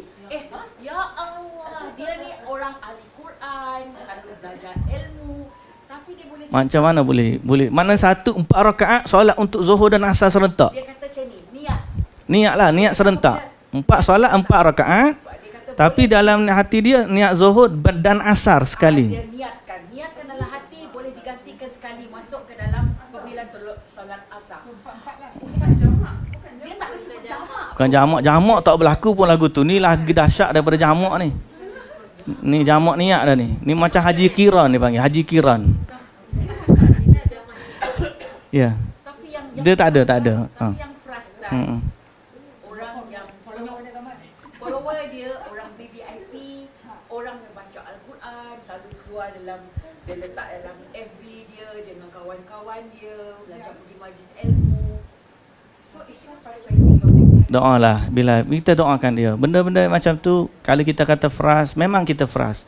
Nabi SAW dalam dakwah ni, kalau kira Nabi orang paling dekat dengan Nabi pun tak terima dakwah Nabi, bayangkan frust Nabi tu. Tapi kita jangan putus asa dalam dakwah. Kita doakan kepada Allah Subhanahu Wa Taala sehingga akhir hayat dia, kalau ya Allah kembalikanlah dia orang baik. Kita tahu dia ada niat kebaikan, cuma dia tidak terpandu kepada kebaikan yang benar. Kita doakan, ya Allah kembalikanlah dia kepada jalan yang benar. Kita bagi nasihat, sharing kepada dia kuliah-kuliah ilmu yang mana. Kalau dia dengar, alhamdulillah. Mungkin sekali belum, mungkin 2 kali belum, 3 kali, 100 kali. Syekh bin Baz, dia pernah tulis kepada satu kedai yang jual rokok 100 pucuk surat, minta orang tu berhenti jual rokok. Dia mufti ni, dia tak gunakan, dia tulis surat hantar. Orang tak boleh. Dia tak give up. Kita minta gitulah. Soalan tadi.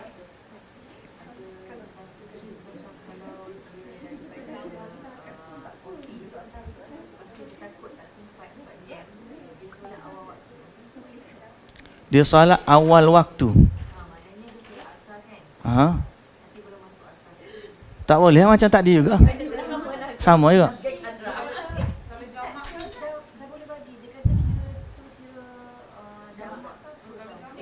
Kalau jamak lain. Kalau jamak boleh. Boleh. Kalau jamak, kalau dia niat jamak, dia kena jamak. Maknanya zuhur dengan asar dia solat sekali dan dengan niat jamak. Dia tak boleh solat zuhur pukul 1, tiba-tiba nak balik nanti pukul 4.30 lah, ni asar dah lewat, dia semayang pukul 4 asar. Tak boleh. Tadi kalau jamak masuk zuhur tadi tu. Zuhur tadi pukul 2 tadi dia jamak dengan asar. Itu jamak, hukum jamak lain. Jamak takdim. Tapi tamam buat full. Tamam full. Kat rumah pun boleh, mana kalau kita memang ada masyakkah lah. Tapi tu memang kena tengok masyakkah yang betul. Kita pun tak nak bagi peluang tiba-tiba setiap hari dia buat macam tu. Jamak ni isu kes-kes yang situasi terdesak, yang ada hajat. Tak boleh lah amalkan. Kalau tiap-tiap hari buat macam tu mana boleh. Kalau kata kita nak pergi dah masuk waktu zuhur. So kita kena zuhur kat rumah lah kan. jamakkan Tamam. yang asal Boleh, kita tapi keluar tamam. tak boleh. Kalau kita nak buat jamak juga macam tu, jamak tamam. Empat-empat. Jamak tu. Dia pada waktu yang terdesak tu Ustaz bukan boleh amalkan Jamak ni biasa dalam keadaan-keadaan tertentu yang dilihat sebagai masyaqqah, keperluan masa tu. Tapi kalau macam tadi, kalau kita nak musafir, sebelum masuk waktu kita nak musafir, kita pergi musafir dulu. Sampai keluar daripada tempat kita, barulah kita boleh jamak qasar. Itu jamak qasar. Kalau kita kat rumah, kita kena jamak tamam. Kena jamak tamam. Macam ni Ustaz, ada satu lagi dalam Kalbi punya app, katakan solat Zuhur katakan pukul 1. Tapi kita ikut dalam Kalbi app, kita kali tengok 1 minit baru azan berbunyi. Macam mana Ustaz? Tapi dah solat dah tengah solat tiba-tiba dengar azan. Masa tu cuma between only 1 minute. Yang mana lebih trusted? Because orang tu selalu berpandukan kepada apps whatever, dia tak tahu pukul berapa. Ya. Dia tengok pukul 1. Tapi sekali tiba-tiba dia tengah dalam solat, dia terdengar azan berbunyi pukul 1 minit. So macam mana keadaan? Sekarang ni masalah dia, masjid tu azan lewat ke? Ataupun memang Kalbi tu masuk awal?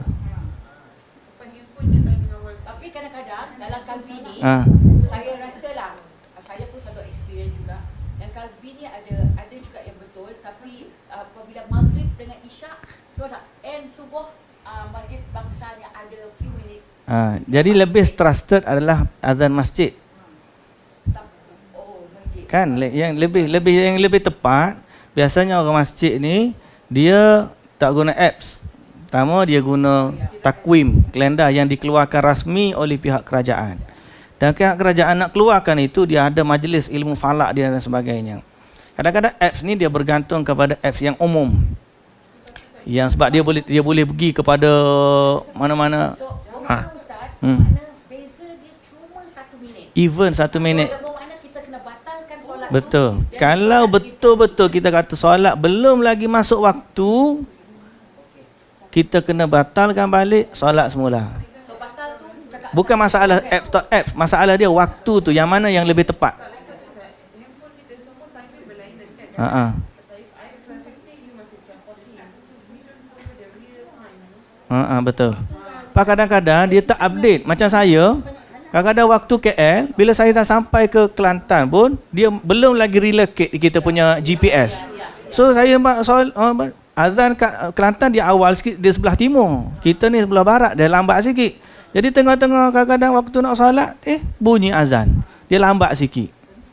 Jadi tak, pasal memang dah masuk waktu dah. Apps tu, saya nak sebutnya apps ni kadang-kadang dia tak tepat. Kat phone ni dia boleh berubah sebab GPS, dia boleh sebab timing, GMT dan sebagainya. So kalau kita kata yang lebih trusted adalah masjid, bila kita dengar azan masjid dan kita confirm masjid tu memang azan di awal waktu dan tadi kita solat di luar waktu, dan batalkan solat. Tapi kadang-kadang kita dengar, kadang-kadang tak. Macam mana? Kadang-kadang kita dengar, Kadang-kadang tak. Tapi masa yang saya cakap tadi, yang 1 minit tu kita terdengar. Tapi ada time kita tak ada dengar. so kita dah kata dah experience benda tu. Lepas daripada ni kita ambil lah masa 1 minit atau 2 minit lambat sikit untuk ambil safety. Ustaz, kalau kita terjaga lambat subuh, sembahyang tu subuh. Tak nak tanya kena buat yang ni ke tak? Qabliyah subuh buat. Ya. Buat. Sebab qabliyah dulu. Ya, qabliyah. Betul. Kalau bangun pukul 8 pun solat qabliyah dulu. Bermakna walaupun dah katakan syuruk. Ya. Waktu syuruk dia bangun pukul 7.30. Ha. 7.30. So Dah keluar waktu kan? dia dalam waktu syuruk dia bangun tidur. Dah habis waktu subuh. Bermakna dia dah habis subuh dia Ya. syuruk. So dia kena qalbiyah juga. Qabliyah. Ke qalbiyah, qabliyah. Berlainan juga Ustaz sebab kita belajar selama ni dia kata masa syuruk tak boleh sunat. Kita kena terus masuk kepada fardu. Ini yang kita belajar selama ni. Masa syuruk. Okey. So apabila dia kata apabila masa syuruk tu masa syuruk. Ha. Apabila orang masa dia kata orang tengah menyembah matahari. Mm-mm. Dan dia setelah terbangun. That mean that 15 minit kita tak boleh solat apa-apa melainkan solat fardu je bolehkan. Tapi ustaz punya pencerahan, ustaz kata Dia bukan solat fardu masa tu dia solat qada itu. Dia bukan solat fardu. Kalau ada hadis berlaku Nabi SAW dalam satu musafir, Nabi memang bangun lewat subuh. Sekali bukan dia cari sekali. Nabi pegang. Lepas tu sahabat kejut Nabi. Sahabat tak berani kejut Nabi. Tak berani. Sahabat satu orang pun tak berani kejut Nabi. Sebab dia orang sahabat ni dia tak tahu. Iya betul. Sebab sahabat-sahabat dia tak berani mendahului Nabi. Whatever berlaku sehingga sahabat ni, kalau Nabi solat 5 rakaat pun dia ikut je Nabi. Lepas daripada tu dia solat, ya Rasulullah, wahyu baru turun kan kamu terlupa. Dia ikut imam. Wahyu baru tu Nabi kata, oh tadi aku terlupa. Tu sujud sahwi. Jadi sahabat-sahabat ni dia tak berani mendahului Nabi. So dalam kes tu Nabi SAW dengan sahabat ni dia memang tertidur sampai habis waktu subuh. kena buat qabliyah juga. Lepas tu kita boleh buat qabliyah subuh sebab dia juga bersebab. Dalam ustaz kata tadi, bermakna dia bukan buat subuh. Tapi yang kita belajar, dia kata tak payah niat qada, kita terus solat saja fardu. So kita kata saja aku solat fardu subuh. Iyalah memanglah kita tak panggil tu. Dia akan jadi dia akan jadi qada ya. 3 minit nak masuk nak habis subuh tu. Itu lain cerita, tu lain. Yang tu lain. Yang tadi kalau kita solat dah habis subuh. Sekarang ni kalau kita bangkit ada 5 minit lagi subuh.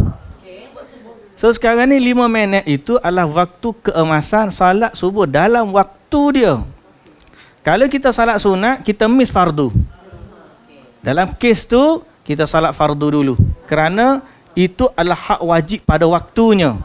Then kita qada qabliyah. Sunat tu yang kita qada. Ustaz nak tanya pasal solat tamam tadi kan. Ustaz kata kalau kita nak keluar rumah, kita boleh buat jamak tamam. Kalau balik boleh tak Ustaz? Sama juga. Sama juga. Tapi saya kalau tanya saya pun saya suka ambil rukhsah tu waktu dalam musafir.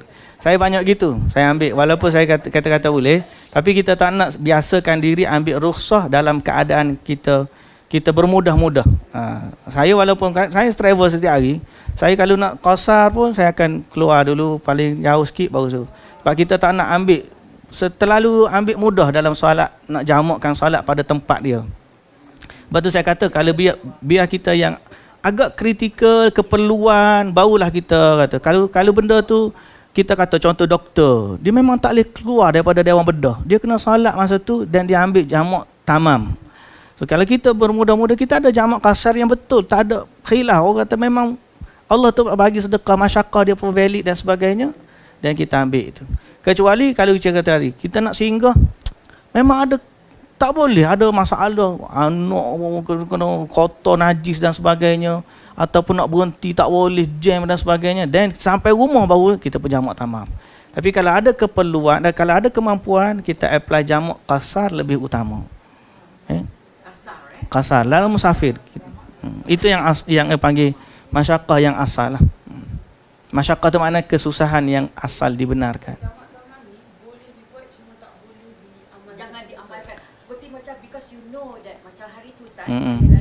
Macam saya daripada Kuching, flight saya nak pergi ke Jakarta lambat katakan.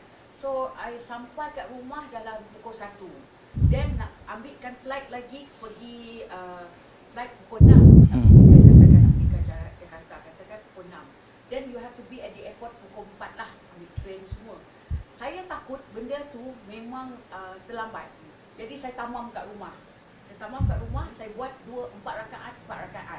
Bermakna Zuhur dengan Asar. Tak ada buat qabliyah lah. Saya buat 4. Betul Ustaz? Boleh. Sikit lagi dah kena tinggal oleh kapal terbang. Nasib baik saya buat. Kalau tak, saya memang tak dapatlah saya solat dekat airport.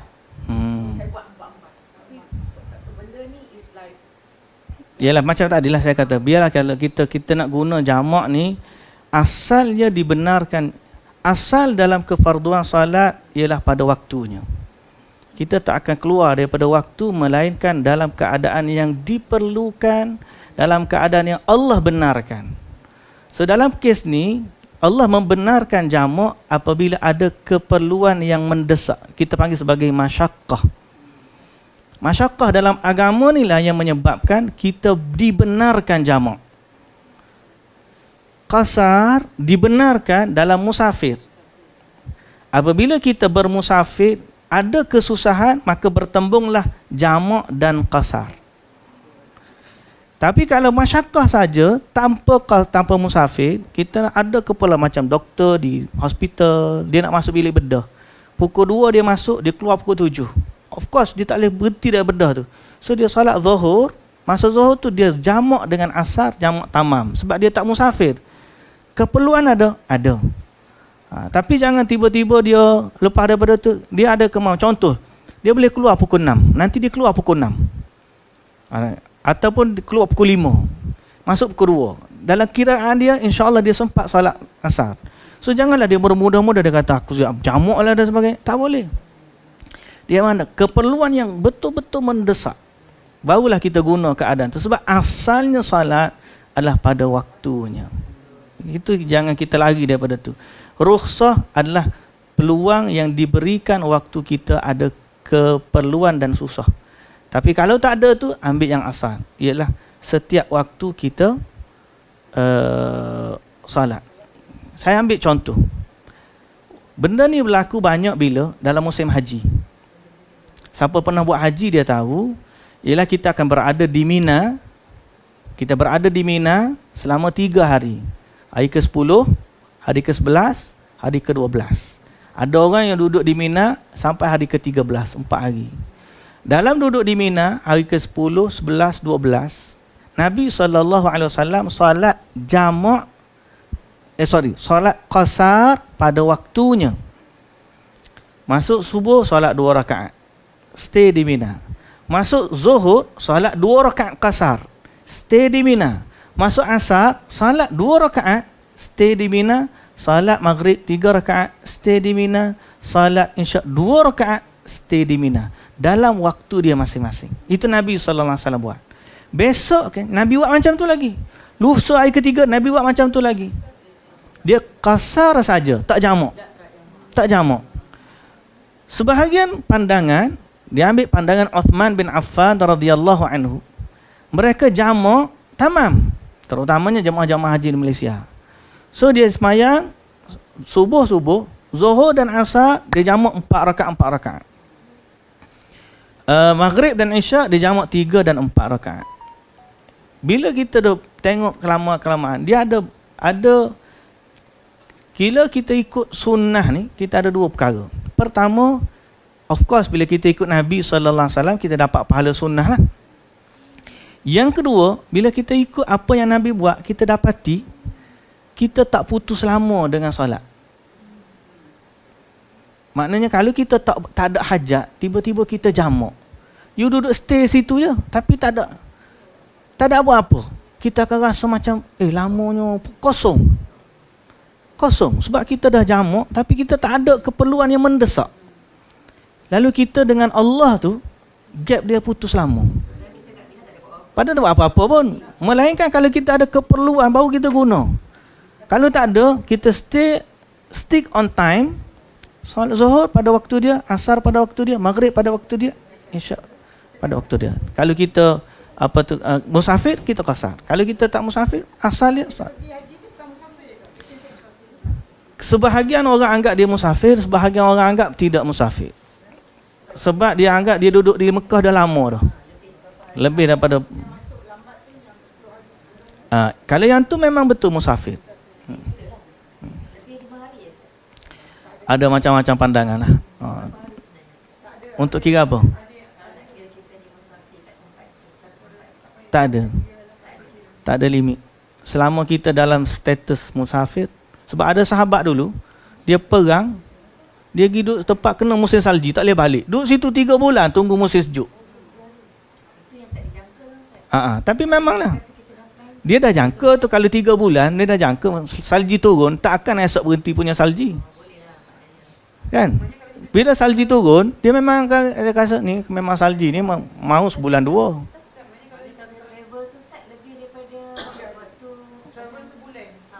sebulan. Bolehlah semua select jamak Ha. oh yang kan berpindah ranah. Kalau pindah ranah lagi lah. Tapi begini, kalau kita duduk memang stay, tak ada buat apa, solat pada waktu lah.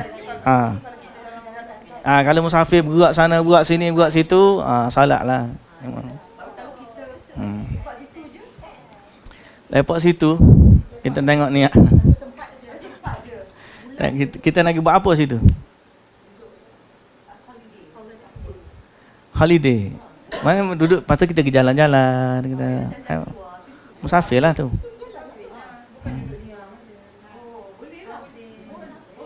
Musafir lah tu. Selama kita tak bergerak, hari ni di Milan, esok di Swiss, lepas tu pergi pulak ni. Sama lah. Jamak semua that one. Sama. Selama. Kalau travel kita sebulan-sebulan lah. Selama kita dalam keadaan musafir. Sebab dulu Ustaz, Ramai orang bagi 3 hari.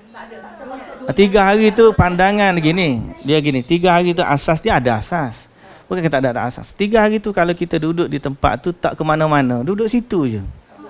Tak buat apa, duduk situ, tak keluar, tak gimana. Ada yang kata 3 hari. Sebab apa? Sebab gini, dalil daripada Nabi SAW. Ada beberapa khilaf. Masalah musafir ni memang ada beberapa khilaf di kalangan ulama. Yang kata 3 hari pun valid, yang kata tu pun ada pandangan dia. So, dalam bab ni, bab fiqh yang kita dibenarkan untuk berselisih pendapat. Sebab yang kata 3 hari tu, dalil dia macam ni. Nabi SAW, waktu Nabi SAW sampai ke Mekah, dalam perjalanan haji Nabi duduk di Mekah 3 hari. Dan Nabi solat di Mekah, qasar, di Mekah 3 hari. Lepas Nabi solat, Assalamualaikum, Nabi pandang belakang, Nabi kata kepada orang Mekah, adapun aku musafir, orang yang mukim, tambah lagi cukup. Jadi Nabi jadi imam, lepas tu, Nabi buat selama berapa hari? 3 hari. Jadi dia kata, kadar 3 hari yang Nabi duduk di Mekah tu, Nabi stay di Mekah. Dia tak ambil di Mina sebab Nabi dah keluar daripada Mekah pergi ke Mina. Itu dah sambung perjalanan. Di Mekah tu Nabi stay di Mekah 3 hari. Faham tak ni? Nabi stay tak pergi ke mana? Nabi duduk di Mekah 3 hari. So dia ambil yang 3 hari tu, letak limit bahawa kalau kita berada di satu tempat, tak bergerak, duduk situ je, bukan tak gerak begini dah, tapi tak pergi ke mana-mana, selama 3 hari kita dibenarkan untuk qasar salat kita. Lepas daripada hari keempat, kita kena salat tamam macam biasa. Sebab dia guna 3 hari yang Nabi salat di Mekah masa tu. Boleh faham tak? Okey. Tapi ada dalil yang lain yang menunjukkan macam Nabi pergi perang Tabuk. Nabi duduk lama situ. 3 bulan. Stay tempat sama, tapi dalam keadaan masih lagi alatan dia ada, kuda dia ada, masih lagi dalam keadaan tempoh menunggu untuk balik. So kalau contoh orang kata, dia start, saya stranded di airport, duduk situ, waiting list, tak keluar-keluar nama, esok pergi lagi, tunggu lagi, pergi lagi, duduk situ je. Berapa hari dah? Seminggu solat jamak situ je. Jamak kasar. Macam Cik Iman cakap, kalau kita tak tahu, memang kita boleh solat sepanjangnya. Tapi ni macam kita tahu kita akan ada sana 2 minggu. Sebahagian pandangan fiqh dalam bab masalah dia memang dia dah stay, dia panggil dia istiqrar, dia dah berniat nak duduk di situ lebih daripada 3 hari. Tapi nak travelling dia nak travelling, dia contoh dia pergi rumah anak dia je. Dia rumah anak dia, sampai duduk sana, dia duduk rumah tu tak ada pergi grocery balik, tengok 2 minggu duduk situ je. Grocery tu dia kena keluar juga Ustaz? Tak ada lah, grocery dekat kan, balik masa dia. So kalau dia situ lebih daripada 3 hari, dia kira macam orang yang nak bermukim, bermastautin di situ. Lainlah kalau kita keluar-keluar. Kalau kita pergi keluar-keluar, kita sambung-sambung perjalanan, kira musafir lah. Payah keluar daripada daerah. Kat situ. Kalau keluar jalan pun. Tak patut. Allahu ta'ala alam. Pukul berapa dah kita ni? Oh, 12.30.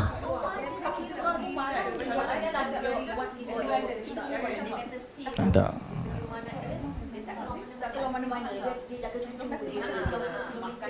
Dia ada istilah perbahasan, keluar kalau niat macam niat dia untuk dia panggil berjalan, dia niat untuk bermukim, untuk duduk belajar, nak stay, macam orang duduk belajar kan dia nak balik juga. Takkanlah selama dia duduk belajar tu dia jamak qasar kan. Jadi itulah perbahasan-perbahasan fiqh yang ada. So kita kata kalau dia dah valid juga pandangan 3 hari tu, kalau dia memang nak duduk di situ selama 3 hari then qasar. Kalau dia berjalan-jalan 3 hari lepas pada tu jamak solat macam biasa. Kalau dia duduk bergerak-gerak dan sebagainya, dia jalan-jalan tu. Kalau kita keluar macam bermusafir, dia kata kena 80 km. Tak ada, saya.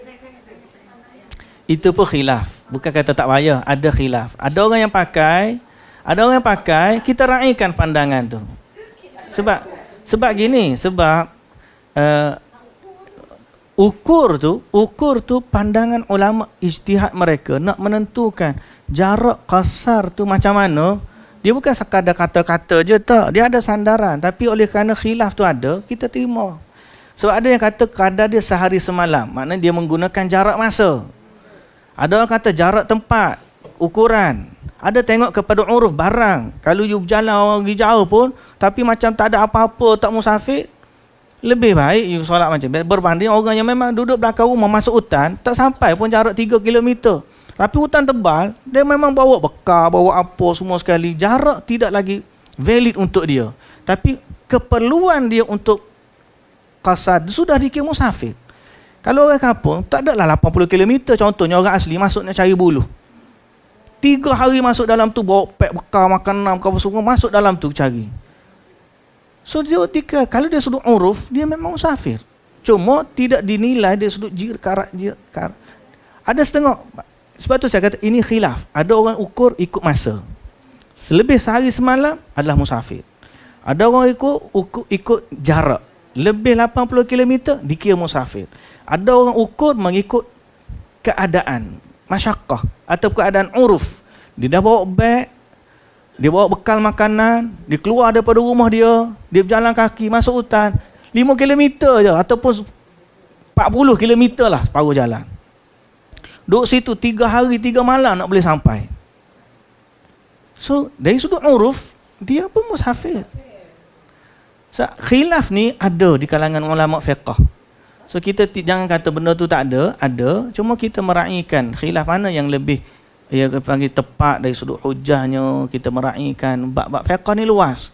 Fiqh ni memang luas. Ulama-ulama dalam bab fiqh ni berselisih pendapat. Tujuan dia adalah untuk memberikan kefahaman yang benar dalam beramal, dan kita beramal dalam kerangka yang diredai oleh Allah Subhanahu Wa Taala. Ya, betul. Allah kata sombong kalau kita tak bagi apa yang privilege dia bagi. Ya. Wallahu taala alam. Itulah kita rasakan. 2-3 kali dah Allah taala alam ni sambung dah. Ni kena betul-betul dah. Rasa baca tasbih kafarah dah tadi kan? Dah baca dah? Kena baca sekali lagi lah. Subhanakallahumma wa bihamdik, asyhadu an la ilaha illa anta, astaghfiruka wa atubu ilaik. Aqulu qawli hadza wa astaghfirullahal azim li wa lakum. Assalamualaikum warahmatullahi wabarakatuh.